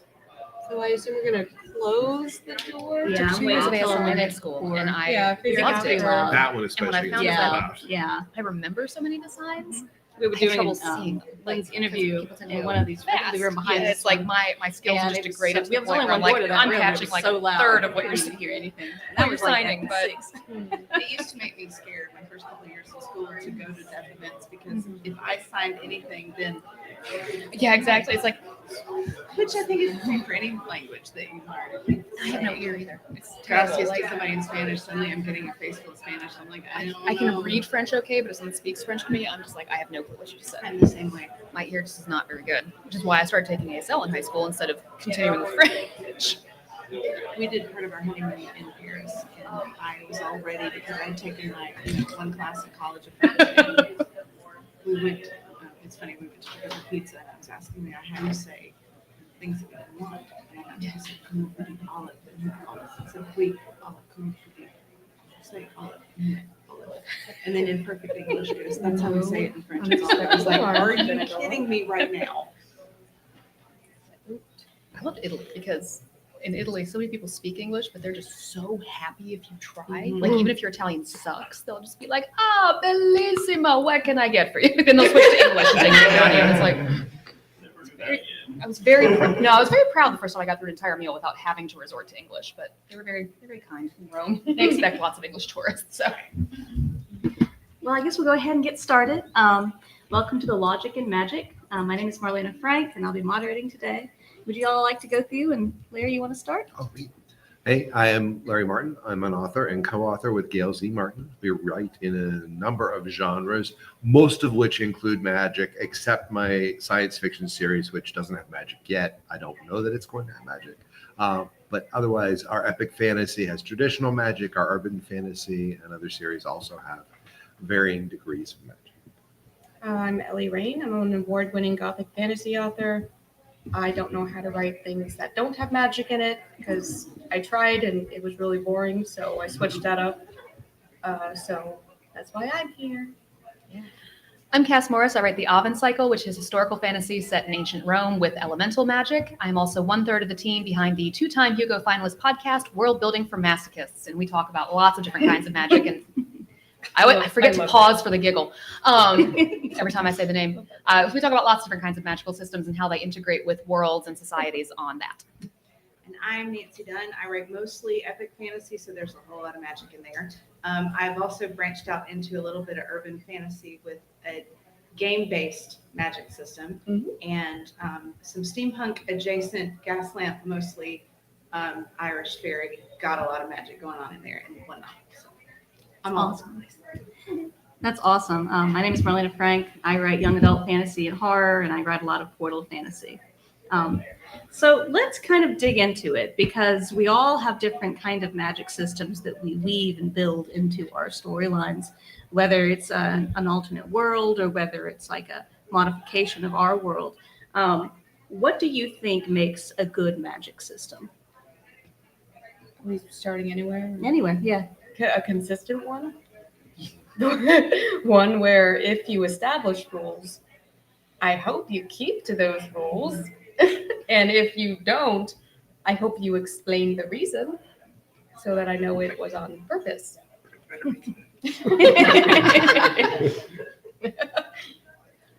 I like a magic system that makes sense as part of its world, that it is integrated in a way that makes sense, but that the people living in it understand it in the same context as other things in their lives. So like working with the Oven Cycle, the Romans, the real Romans believed in magic, and I sort of literalized that and intertwined it with their religion in a really meaningful way, because religion was also such a huge component of their lives that it just made sense for those two things to be woven together and locked together. And then, well, the Romans also really liked law, so I had to figure out what laws would govern magic in the way that it governs other human activities. And so making a magical system that works with its world is a really big thing for me. My epic fantasy does not explicitly explain rules because I'm really bad about doing exactly what you were talking about and starting out with rules. And 3 books later, I'm like, crap. So just give a reason. Just say. I mean, acknowledge. A wizard did it. Well, which wizard? Only if it's bad things. Generally, it's in that series and in that universe, it's more just something that organically is happening and everybody is kind of aware that it's happening. And like I said, that is literally because I don't want to start a rules-based system and then stray off from it. I guess it's kind of a portal fantasy because she goes into a video game. That one has more stringent rules, but I don't really explain them in a very explicit way. I mean, I think that to me that it was more if you've played MMORPGs. That's lit RPG. Yes. Yeah. Did I say portal fantasy? It's You because did. you said it. And Yeah. it got me. Lit RPG / isekai. That one's more like if you've played MMORPGs, I think you will recognize the things that they are doing, but they don't. It's not explicit. And then in the historical fantasy Gone Awry, we're still learning about the magic that they have along with the characters. So that one. all of those made logical sense to me. But it really cracked me up that I was on this panel because the word logic is in it, and no one has really ever connected that with me in like my life. So thank you. There you go. And I'm going to somewhat echo and reinforce what's already been said, because I don't think there's any one particular one that we lean towards, because it all depends on which genre and the series we're writing in. I agree, absolutely. And I think it's the paramount rule is consistency, that you don't surprise your reader and someone doesn't all of a sudden do something in book 2 that you said wasn't possible in book 1. So I do agree with that. We use, as I said, different systems. So my Portal Fantasy uses RPG rules, literally.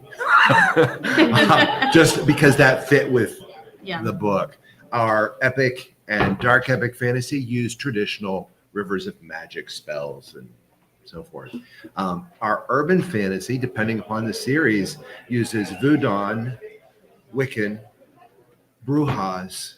It depends on who they're working with, who the baddies are, who they encounter. So the magic system will change according to the culture and where they are. So that made me think of like Neil Gaiman's American Gods, for example. So how exactly building these kind of magic systems is difficult? Like Nancy, you were just mentioning, like you were like, oh man, book 2 is coming up and I got to kind of pull the pieces together, because that happens, you know? And especially when you get to really long series or interconnected worlds, what are some pitfalls that you guys have encountered when trying to put things together? Because I know a lot of writers tend to get stuck at the building part, and they run into issues, or they run into, you know, pitfalls, and they can't get past that. So expand on that. Anything that you guys have run into? Think of more examples. Yes. I think one of the challenges we've had, because we use multiple magical systems, is remembering which one you're using. Because the challenge with that is it requires a lot of research. So we actually have people who are self-proclaimed Wiccans or Voodoo practitioners that we work with when we do it, to double check our work and make sure we haven't mixed them. You see, this is why I like chaos magic, because it doesn't matter. So because those are more urban fantasy offshoots happening in the world, and where you're using locales or people that actually existed, it takes a lot more to remain true to their practice and their beliefs and what's already been done, because it's out there. Whereas in high fantasy, you get to create your own. So I think that is our biggest challenge, is just, you really have to do your research. You have to double check it, because there is someone out there who is a practitioner who will come back and tell you, you know, that's not how it works. Yeah. I think maybe making it an extravagant affair rather than like a mundane one for me. Like, the more glam that comes with it, the better. Yeah. In my opinion, like, you know, it's the difference between the Last Airbender show versus the M. Night Shyamalan movie.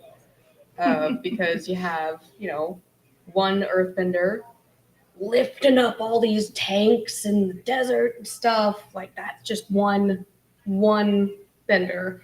And then in the movie, you've got like 10 of them going all out. And then they have this tiny little rock that goes. So like, I feel like with a movie, shouldn't that have been a bit more, you know, cool? Yeah. Missed opportunity. You're making a show now. There is no war embossing set.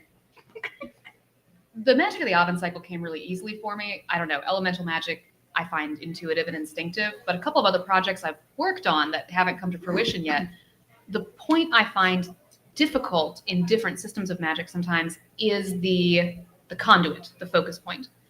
I have an idea of where the magic comes from, and in one it's like star magic, and another it's a magic that arises from communal feeling, and I know how I want it used, but the process of getting my magic users from point A to point C, I'm sometimes like, okay, what do I want them to do? Do I want it to be sigils? Do I want it to be runes? Do I want it to be a physical object they cast through? Do I want it to be language? I have trouble deciding. Yeah, And like sometimes the I source. end up overcomplicating it sometimes. It's like, you need to strip this down. This is too much information and it's not the interesting part. But finding that Maybe it is. yeah, like finding the thing that will unlock that is a hitch point that I often run into. Mine goes back to the don't set it up in book 1 if you can't back it up in book 2. Yeah. Isn't that, that's why you outline you. Yeah. I outline a lot. Well, I'm a chaos muppet. Yeah, I outline the entire series before I start. See, and I'm a pantser. Yeah, I can't But I'm do a it. pantser who writes an outline at the end to make sure that I haven't Yeah, gone that off makes on sense. any That crazy makes sense. wild tangents while I'm like I have wizards that learn spells. And it didn't occur to me that I might ought to explain that everybody in the world already has the touch of this magic, and it's a matter of being able to access it and use it. And if you just use it, then that's the chaos that happens. That's the bad wizards. But the better ones and the more accomplished and successful ones have to learn their spells. And then it came to me that, well, don't the others have to learn their spells? No, druids don't have to. They can just go and touch a tree, and that's fine. No. But I mean, it led me down a very weird rabbit hole of all of these different things, and I had to just kind of back off of it and go, because this wizard studies spells, that's just something that's germane to him. It's how he wants to do it. So that for me has avoided the oh God, what did I do in book 1? I'm on book 7.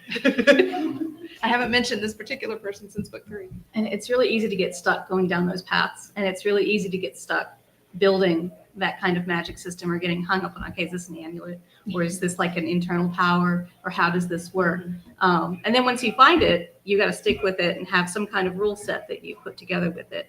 But I think Cassie brought this up earlier about how it's kind of linked to your world and how the world itself is kind of determines how the magic works in many ways. And you kind of have some kind of relationship between the world and the magic in some way. Like this magic system works because it's in this world. Do you guys want to, elaborate on that? What do you mean? Well, do any of you have, like, does the world where your magic exists, like, determine the kind of magic that it is, and vice versa? Yeah, I've got that. Yeah. So like for my epic fantasy world, all of the magic is kind of imbued into everybody's soul. So when they use magic, they're streaming it straight out of their soul. Yeah. And it's only possible because the deities that are a part of the world itself, it's kind of, like the land is the deities because perception is reality, and what everybody believes in collectively is the manifestation of the world itself. Oh, wow. So what these deities do is they basically grant and imbue that magic into people's souls when they are basically, I guess, inserted into their vessels when they're born. Yeah. So that's where their magic comes from, is just straight from the soul before they even get into their vessels. So if they were born in another location, they would not have done that it's from because that the space. deities are not, they are the world. So they Yeah. are attached here and they're anchored here and they can't go anywhere else. Yeah. So if you're born outside of this planet, it's not going to do anything. That's very cool. I think a lot about not just the world, but the individual culture of the society. So Avon is my Rome analog, and that magic is very tied to the Roman deities, and they've got a more ritualistic aspect. I use a lot of like the language of Roman prayer when they're summoning their magic. They think to the gods like, please let me do this. Give me help. You gave me this blessing. Let me do the thing. But in other cultures, it works differently. The culture that is my sort of Iberian Celt analog is more nature-based and also blood magic. So they're working with a different system. Abbadosia, which is the Egypt analog, is very focused on life, death, and rebirth magic because the Egyptians were all about that. And so the magic it takes a different shape and a different flavor depending on the culture that has grown up around it and with it. It's very symbiotic, I think about it being like the magic doesn't create the culture and the culture doesn't create the magic, but they weave together. And it does mean that when people change places, they might end up learning a different kind of magic than their ancestors used. One of the big things I included was that a thing in Avon is that if you are blessed with a magical gift, you cannot be enslaved. And if you are an enslaved person who turns out to have a magical gift, you are automatically manumitted because the gods have favored you. And like I was like, that's the thing that makes sense to me in this world, that they would see that as, yes, you have been blessed, therefore. And so you have people from these Celtic lands that might end up using event and magic because something manifests in them and it is recognized in a certain way. Yeah. Now, does that mean that that magic is necessarily evented as opposed to their home culture? Not necessarily, but it's the way the society sees it and thinks of it and the way they end up learning to use it. Like you were sort of saying, like how you learn to use the magic also shapes what the magic is. Yeah. So it's a very, like, there's a lot of back and forth. And sometimes people ask me like, well, does the magic really come from the gods? And I'm like, I don't know and I don't care. Yeah. The magic exists as a force in this world. It is channeled through the ways that people decide to use it. How your characters perceive it. Yeah, like it is a force. I don't know where it comes from. It doesn't matter to me because my characters, what matters to me is how my characters think of Can it. we explain time? Yeah, like at some point you gotta like, where does time come from? What is time? Nancy? I was just thinking as you were talking about and asking the question, I have a whole race in my fantasy series that is created when the world decides to use her voice and she accidentally cracks open her crust and the dragons emerge early and magic comes out with them and flows down over the land. And of course the people, the humanoids that are already there already have it because they're connected. But it hits a bunch of large cats that are in the area called the grasslands. And it doesn't automatically, they don't just stand up and go, well, hey, how you doing? You know, as the generations go on, they continue to have magic and they start to become sentient and they start to walk upright and they end up on an island separate from the rest of the world. And so they don't have the same religious beliefs as the humans that are the humans, elves, dwarves, whatever, that were there first. They have a completely separate thing. And I kind of saw that as my way to branch out from the obviously Tolkien inspired, our MMORPG inspired, elves and dwarves and gnomes and all this. Yeah. These are my Katu, which is a little joke because that's the Hindu word for cat, which I think is incredibly on the nose because they're cats. That's where my Katu came from. So they are, they came from the magic and are very connected to the magic, and they're very aware of that, and they sort of have more of a nature-based, ancestor-based religious system that they follow as opposed to the others who are tied to a specific deity. That's very cool. Larry? I have two examples where it ties into the storyline and the type of magic sort of drives it, and that is in the Ascendant Kingdom saga, we use magic that is inherent in the world, but it was accessed originally by a certain group that then the lineage through the families is how they connect to the magic. And at one point it was misused and the magic was broken. And so the whole series of books is trying to find the right people, and only the people who are in the lineage of the original that founded the magic and found a way to connect to it can fix it. So it relies on certain family lines and only certain people can do it. And others can use the magic, but they've got to be the conduit to get it established. And then in the Chronicles of the Necromancer series, we use magic like a natural resource. They're the flows and the rivers of magic. But it has an element of sentience, and the concept is it can be corrupted and you can throw off the balance. So if you use too much blood magic, or it's used for evil, in essence, it throws off and it starts breaking and acting up and creating bad things. So it's constantly trying to find a way to get to the balance, and that's the plot is, how do you fix it? How do you actually clean the magic and put it back in balance? That's interesting of how it has to be cleansed in some way and how it can be thrown off like that. So this is kind of an age-old question when you're building these kinds of things. Which is more important to you? The powers, how big the powers are, like how glam they were, like Ellie was talking about, or the limitations that you put onto those powers when you're building these things? I think it's a balance. I don't think you can, if you don't have limitations, then you've got the God in the box and you start to stretch the believability. I think it helps in the story for the angst and the suspension. if the magic can't fix everything and there's a high cost. So I think it's finding the right one. So you could do really big magic, really big cost. Yeah. Is it worth it? Is it going to challenge your characters? Because if it's so easy that the character can always pull on the magic to fix the problem, then it's not a problem.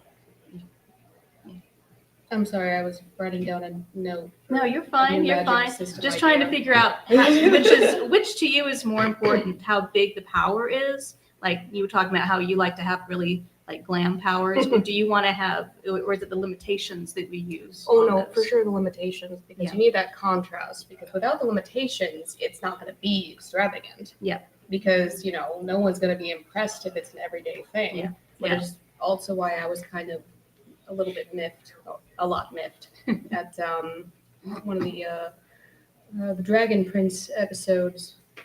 Whenever Callum is able to do magic and he shows it to everybody, and humans for centuries and thousands of years have never been able to do magic by themselves. And Callum just figured it out, and he shows everybody, look, I figured out magic and I'm a human. And everyone just goes, oh yeah, that's cool, Callum. But anyway, please, this is The build-up. huge. Yeah. Just want acknowledgement. Right. Nancy, Cass? I'm sorry, I got lost in that. You're fine. I am very, very awful to my characters. So I tend to focus a lot on the limitations and try to encourage them to find ways that they can get around them. Either to, if the limitation is something artificial that's been placed by someone in the past to gain power and they can remove it, or if it's something that you just legit can't do and you've got to find, this way or that way to get around it. So the powers are not, the individual powers are not as important, I think, in the epic fantasy, because all of them except for the Katu can basically do the same sorts of things. It's not like when you play an RPG and only the druids can talk to the animals and only the wizards can call the lightning or whatever specific things you have. They can all pretty much do all of it. But it's just, why am I limited? Why can't I do this thing that you can do? Why is this limitation on me? Those kinds of things. I mean, that's what's more important to me. But definitely you can't have an extravagance without a limit to have to bust through at some point. Limitations are where plot comes from a lot of times. Like gives your character something to strive for or against, which is really helpful. For me, if the magic is too big, it's going to break the world. Like if all the people in the Roman world have god level powers, we have a completely different society, right? And it's no longer the Roman world I was trying to work in. And that's applied to different aesthetic worlds I've been writing in as well. But I like what you said about like the difference between like a literal you can't do that and an artificial limit, like sort of a hard limit and a soft limit on the magic, because that's something that I think about a lot, and sort of something that gets discovered and unraveled in the Oven cycle is, wait a minute, are these things that I thought were limits actually things I can't do? Or has everyone just told me I can't do them? And maybe if I tried, or maybe if we work together, can we get past this limit? Or maybe is magic not quite what we've been told it was? And so I like that process of discovery, of seeing that like the hard limit and the soft limit are not necessarily the same thing, even though you might have been told they were. Yeah, Japanese stories are very much about limit breaks. And I think of like with the Superman Golden Age comics, Superman didn't used to have any limitations, and it actually broke their storytelling because he could literally turn back time, and they were like, "How do we put limit? What does he fight?" Well, nothing matters anymore. So let me go ahead and see. Do we have any questions from anyone? Anyone who's working on building a fantasy world or anything like that right now? Yeah, go ahead. So what would be, where would you consider strong logic versus weak logic for why things go the way they do? So like for my systems, I essentially kind of am working towards where you have your element magic and then like your forces magic. And like, okay, they can basically have one of each. And for like earth magic, that's always very physical stuff. It's mass. Yeah. And so I'm like, okay, so you got your earth. That makes sense to put it with gravity because mass and all that. But then I'm like, water and time because rivers tend to just go one way, but you can force them to go another with like earthquake. Or I mean, if it makes sense in your way and you're able to explain it in a way that makes sense to your audience, I think it's good. But like also, like with water, for me, the first thing I think of is energy, because water was a source of energy and is a source of energy for a while because it is flowing, so it pushes that force over here. So that's me. I forgot where I was going with that.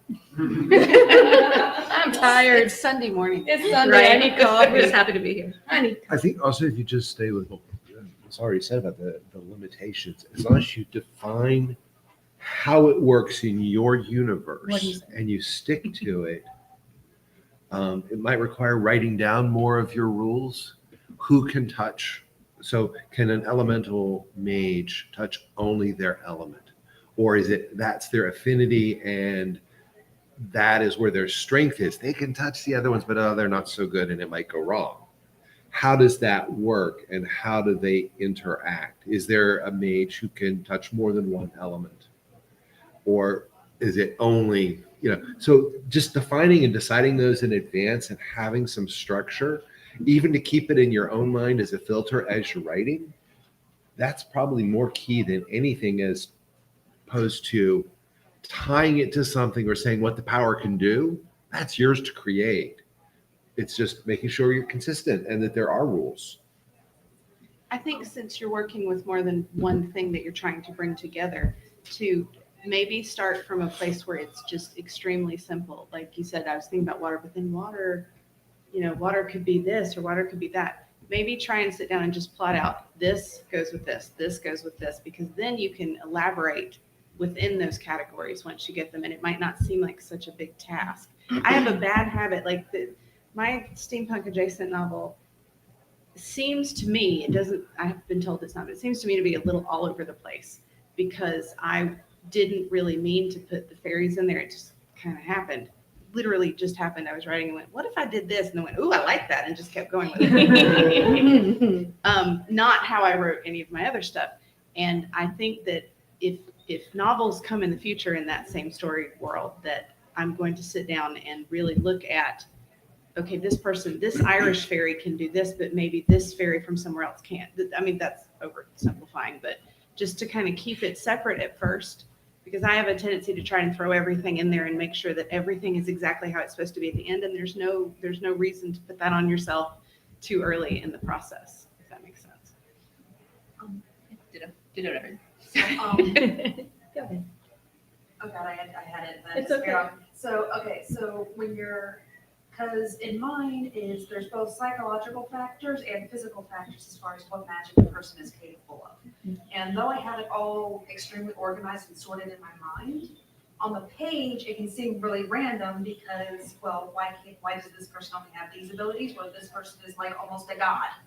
Yeah. And though I know it, like, how do you kind of portray that on the page that yes, there is a system that does make sense without info dumping? Yeah, what you're talking about is what we refer to on the podcast as the on-ramp problem. Like, what is the on-ramp that you give the reader into your world? And if it's too steep an on-ramp, they might fall off of it, right? If it's too slow and gradual, then they might not be getting the information that they need. And that is a real craft question. That is a hard craft question. It's a good one to investigate. Give them the information they need at a certain moment, which may be something as simple as a character thinking, man, I remember when I couldn't do this piece of magic. I'm so glad that I learned that. Or, man, I see what that person does. I wish I could be like that, but I know I'm never going to be. Giving some piece of context in a character and emotional relevant moment, just to give that sense of scale, is sort of one way in. You can also, there's other things you can do, a fish out of water scenario where someone has to have something explained to them. That can sometimes feel info dumpy if there's too much of it, but it can also seem quite natural. A traveler, a new student, things like that are ways that you can slip in those bits that at least let the reader know there is a reason for this, there is more to this, without having to dump all of what that reason is all at one time. Mm-hmm. And if you're just giving it in, as she said, in the context of that particular moment of what they need to know then, but nothing else, that avoids the info dump. Yeah, relevant bits. I like having little breadcrumbs. Enough that the reader will trust you, right? Yeah. That the reader will trust the answer to the question they're asking. And that you will answer it? Yeah, like they'll wait for it. Yeah. I was going to say really quick, one of the things that helped me a lot in this is the fact that my third one, the standalone, is a mystery. I am not a mystery author. I am not a crime novelist. I am not any of those things.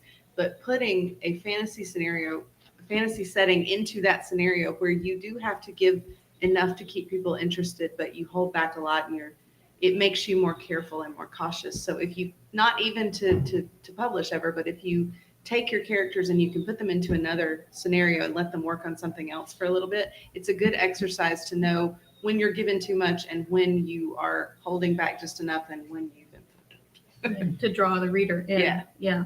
Over here? Yeah, it actually ties in something Cass said earlier and Nancy's comment on the Irish fairy can do one thing, the other fairy can't. And when Cass was saying, that Roman magic is one thing, the Irish magic, Gaelic magic is something else. The question there is the magic itself the same, but the way the different cultures are accessing it is different? So that if you can lift a 1-ton rock, but you can't do anything heavier, it doesn't matter which culture does it. They can only lift 1 ton, even though one may require a very elaborate sacrifice and the other just kind of stare at it and do it. It can be a both and. Yeah, yeah. It depends on the world you built. If you're trying to tie it into Earth or Earth history, legend, and things that have already been written, that changes the sort of spin of what you can do. So you can do it that way, where each culture has a way to connect. It's built into their genetics or into their traditions, or you could have it different. It's really up to you and how you build it, I think. Yeah, I think you can go either way with it. For me, in this particular scenario, I think once you've started down a path of learning a particular kind of magic, you're sort of locked into that. So if my characters from Avon go and learn about other kinds of magic, it might illuminate something for them about their own system, but they're not going to learn to do magic in the same way that someone from another culture does, just because that's not the path they're on. And it's not their faith, it's not their religion. It's, there's other things that it's not their gods. Like, this is your God blessing you, this is my God blessing me. Like I said before, where does it all come from? I think the primal force of it is probably all coming from the same place, but it's going to take different shapes on different people. But that's in this story. Other stories I may decide completely differently.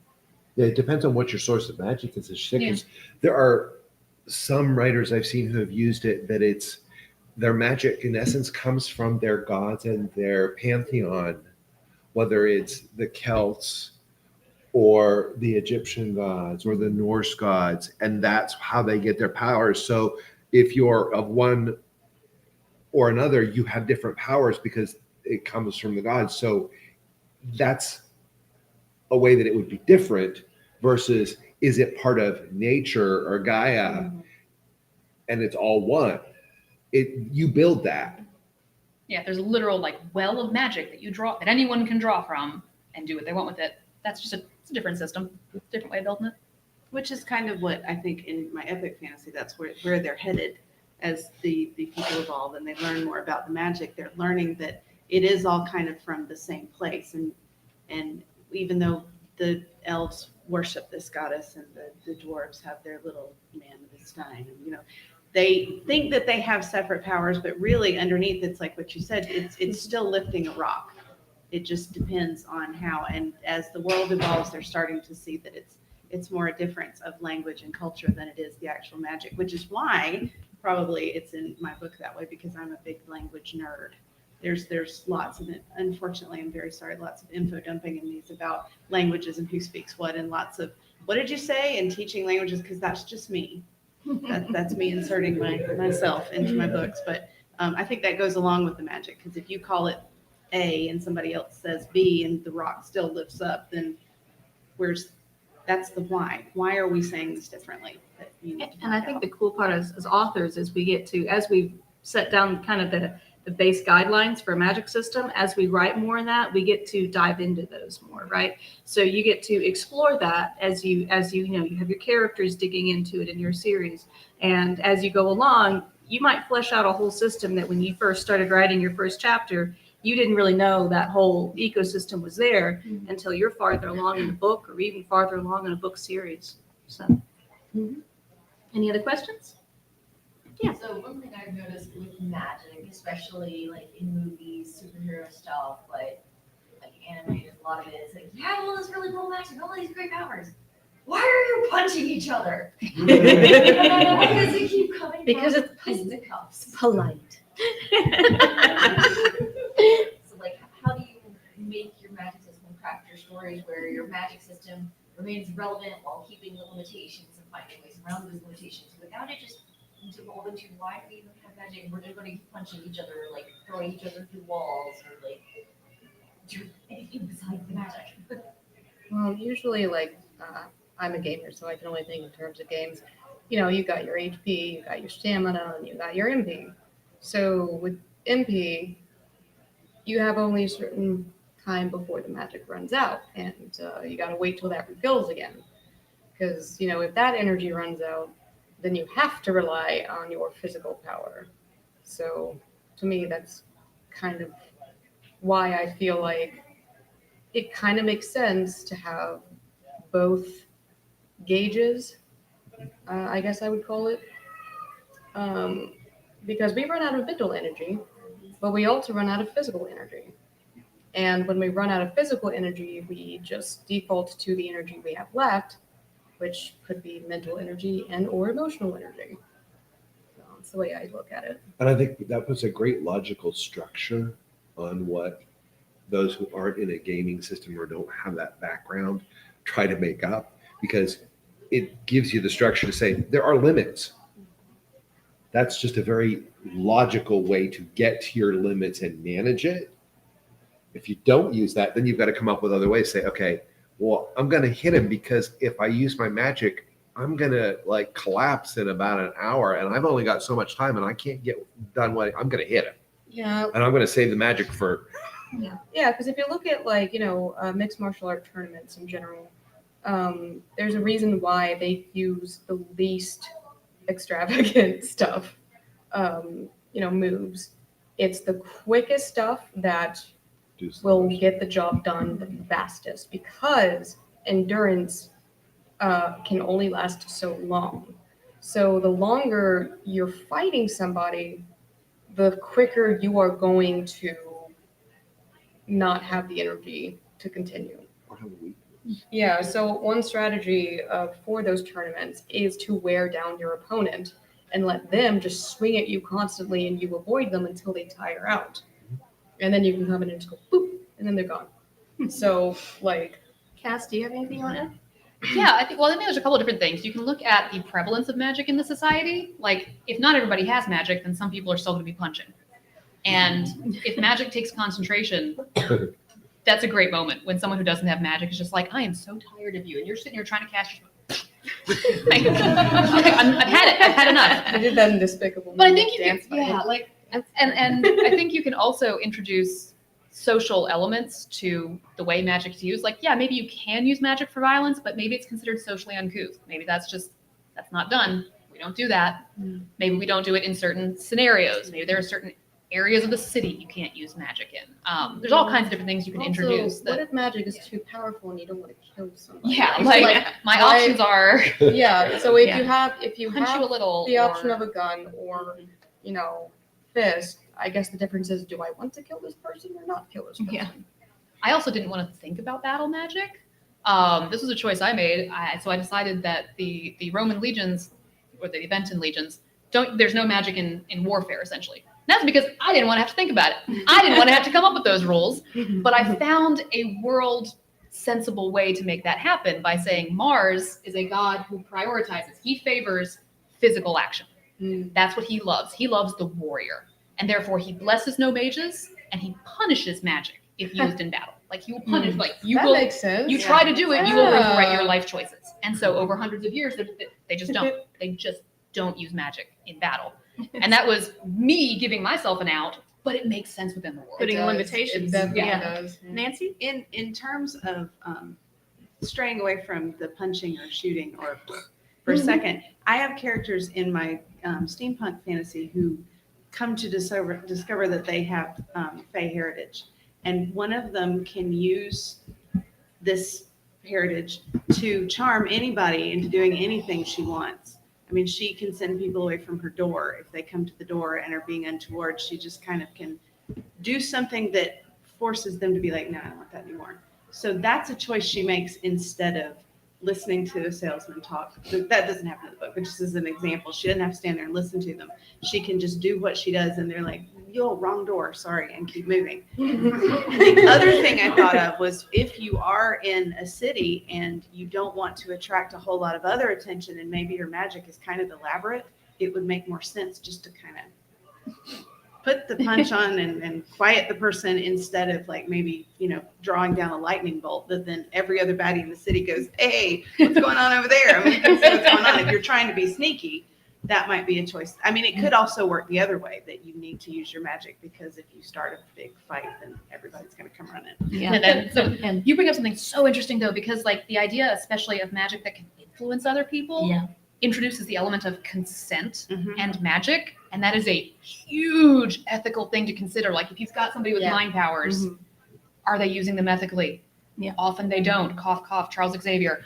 I got a whole rant about Charles Xavier and his use of his telepathic powers. Or like love potions, right? Like, are those considered okay in your world? Or is it recognized like, no, that's a creepy thing to do. Don't do that. Yeah. That is another, I think, check you can introduce on lots of different things of magic. It might be possible, but would your character be like, but I'm not going to do that. That's terrible. Or did they get forced into a position where like they have to break their ethical code?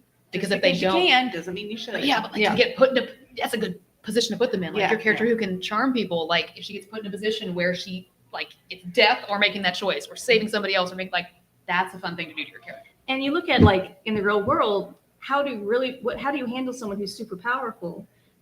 Diplomacy is always an option too. Like make them have to convince someone or a group of people. I do that with my Stolen series. She's constantly having to go to these vicious queens and really stodgy rulers and convince them that she knows what she's talking about and ask for their help. There's alternative ways of working around the fisticuffs.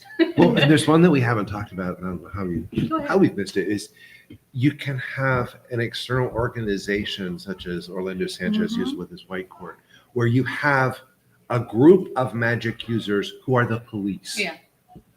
Or there are numerous ways it's been treated, but you have an entity or a group that monitors, watches magic. And if you do one of those things that they consider unacceptable, you're in trouble. Yeah.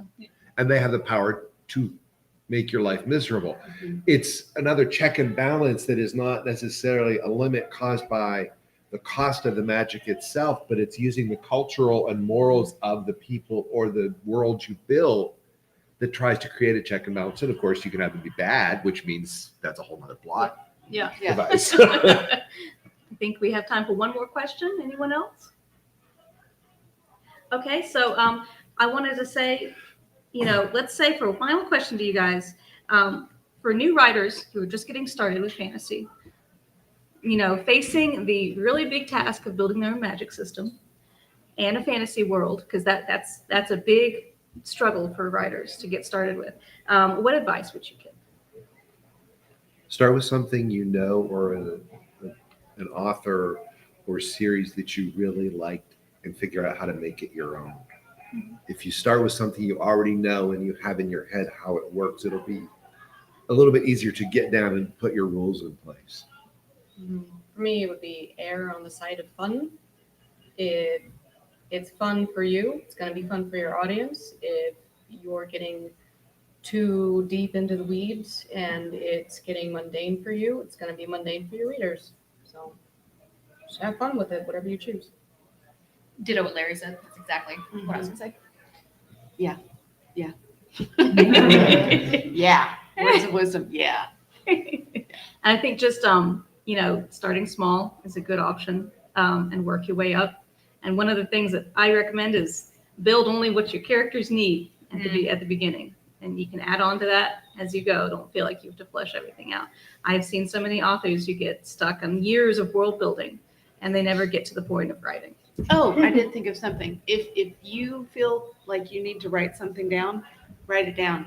It doesn't have to go anywhere. It doesn't even have to go into the first draft. If you feel like, I wonder how this would work, and it will help you get it out of your head to write it down, do it. Yeah. And keep it, because later you may be like, well, in book 27, I don't know how I'm gonna. Oh yeah, I have Maybe this it'll thing, be and I good for a can, I different can bring story, it too. back. I am a big believer in being my own research rabbit hole. Same. Never delete anything. Just Mhm. put it in a folder that's like ideas that I might use later. My laptop is crying hearing me say this video, and all my external drives are like. I know, so I have to pay for insane amounts of So cloud speaking storage. of that, Yeah. with the amount of research that goes into these things, what do you guys use to keep track of everything? Like Word and all of your Dropbox. research. Word building. Word documents and Dropbox. Yeah. Mostly Dropbox because oh my gosh. You always have that nightmare, that one nightmare moment where you're like, this is never happening. It only again. happens once. As much as I hate Excel, I hate Excel in my day job. I hate using it. I love Excel for making a spreadsheet of this person is from here and has this type of magic. I mean, I do it for like eye color and hair color, so I don't have somebody go, did you know that your character's eyes change color? Yes, it did. It's magic. You'll find about it later. I keep it for the magic systems and for the religious systems too, so that if this deity promises this power and this person starts talking about this deity, then I can go back and go, okay, now which one? Okay, now I know who that is.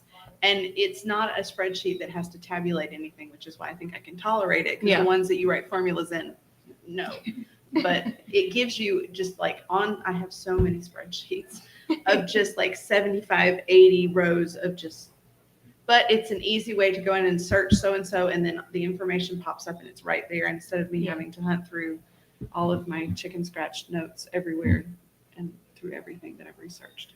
Yeah, for me, it's a combination of Google Drive, which is documents Yeah, that's and where my spreadsheets, stuff is, yeah. and Scrivener. I'm a Scrivener girl, so I Same, love same. using their note systems. I love using their custom. You can do custom metadata for scenes, which can often help me track not just when things are taking place, because wow, can I lose track of that? Because as I said, I'm a chaos muppet.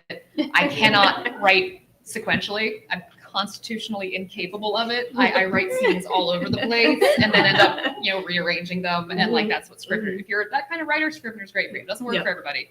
But the custom metadata can help you track those things as well. And with the custom metadata, you can add notes on like when magic's being used, who's using it, what it's doing, to make it easy to like, it then will export into a nice little spreadsheet for you and show you what's happened in each scene. Note to self.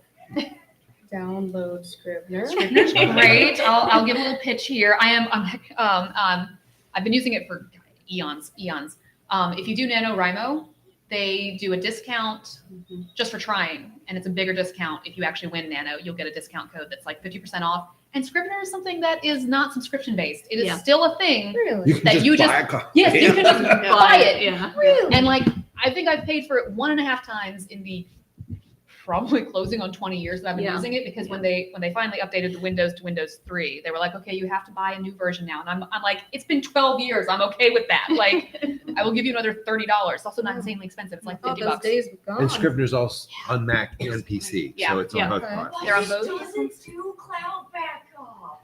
But you can just, this is what I do. You put your Scrivener folders in something that is backed up. I use OneDrive. Yeah, I use but OneDrive. if you can save it to your Dropbox, and just that's where the folders live. They live. Sweet. And OneNote just do backup matches of folders and Yep. for you. And little pitch here for Scrivener. I wrote this whole series in one Scrivener file. You can put as many books in it as you want. It's Nice. fine. I do have a YouTube series on how to walk through and learn how to do it. So yeah, there's lots of options out there too. People who do online training courses for it. Yeah. So because it is a little overwhelming at first. It has a lot of tools. It It even does. has like a name generator you can use, which I use because I'm terrible at figuring out names for people. Yes. Yeah. A lot of bells and whistles. Oh, but good. Okay. All right. There you go. So maybe I need to download that thing too. Okay, so let's go ahead and I let like people know where to find us. Nancy, do you want to start? I am. This is my last panel. Of course, this is probably like a lot of people's last panel because we're getting near the end. One more. I am at nancyedunn.com, and There is information about my books, all the different series, me, my dogs, basically everything nobody asked to know about me is there. My books are all available on Amazon with plans to go wide eventually, but right now you can find them in ebook and print on Amazon. I'm working on audiobooks, but it hasn't gotten there yet. But if you're interested, I have some cards up here that have a QR code because I'm fancy like that. That will take you to my website where I have excerpts and all sorts of goodness. Blah, blah, blah. And now I get to stop talking, which is good.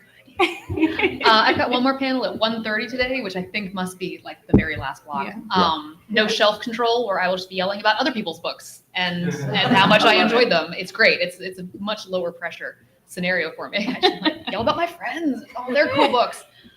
So I have that. If you want to find me elsewhere, grab a card. It's got a QR code that will take you to my link tree, which has my website, my socials, and places that you can get the Oven Cycle in print, ebook, and audio, as well as the podcast, should you like to listen to that and hear me and other people ramble. Really, the best part is the guests we get on. They're much cooler than me. This is my last panel that I will be on. I'm going to be out on my table, hanging out. Till then, I think there's like a panel at 1:30 I wanted to go catch though, so I'm probably going to be gone from 1:30 to 2:30 because it sounds really interesting. I want to go see it. And I got QR codes for the website, audiobooks, and ebooks, and they're on stickers.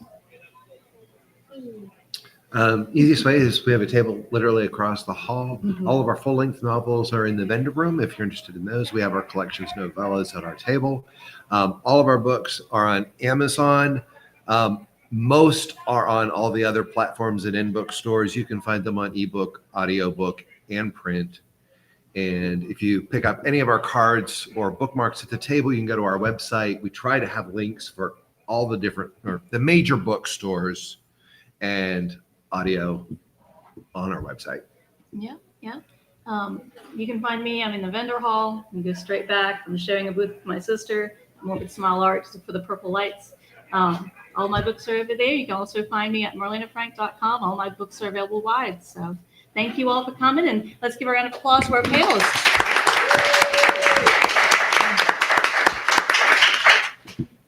All right. Thank you, everybody. Thank you for moderating. That was lovely. Yeah. I was screen saving too much last night. Yeah. There's a little. I didn't even go to karaoke. You know? My throat's gone. Just the dance, man. This is a good idea. I've never seen this done at the other. I know, these are as so opposed to nice. and just how easy it. Right. I was like, man, I need to recommend this for other cons. Like, I mean, Yeah. I could just come up with these random, really hard to pronounce fantasy words. I'm not going Yeah, to do you it. did. Yeah, Like, I love Hindi. I love the sound of it. I love the flow and my giant cat. What did you call that? That thing? What What something? I don't have that. No.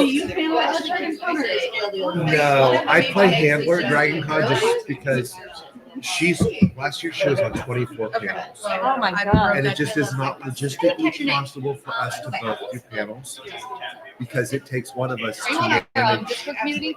And this is also, we've only had I'm not like our always second year too without active. Like I have to mute it because like there's So so many things happening. historically, I keep up never with did it. because I was But managing I them love in her. addition to her. Yeah. So I haven't even bothered to look yet to see if I do it.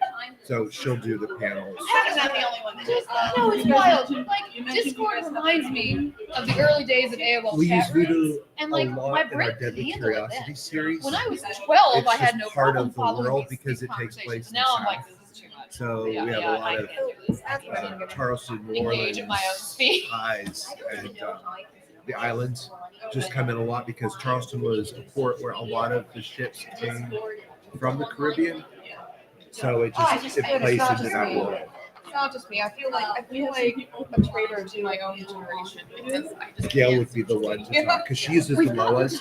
Those are all And the different- I'm waiting to see if this happens to or Gen deadly Z too. books. I feel like millennials are like, we started using the internet so early. And we're so tired. Yeah. We've been on it too much. We're done with it. It's all the same thing. Only one generation will do well, and I think since y'all have gotten tired. Oh, I appreciate it. I can probably do that. And the spoilers, we can't.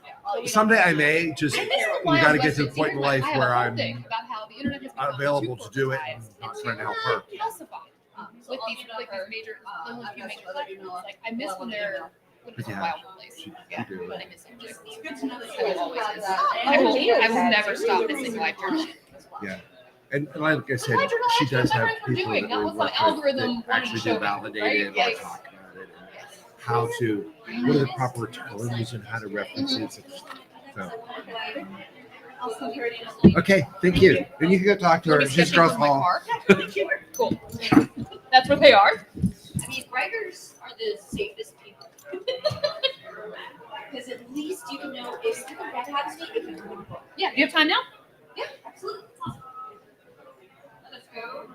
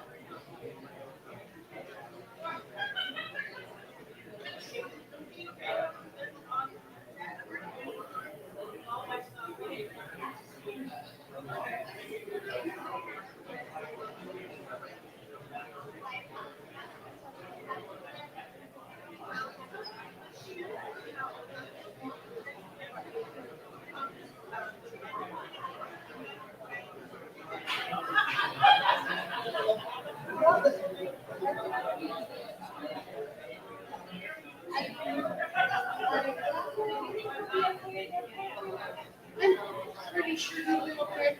Okay, I'm gonna.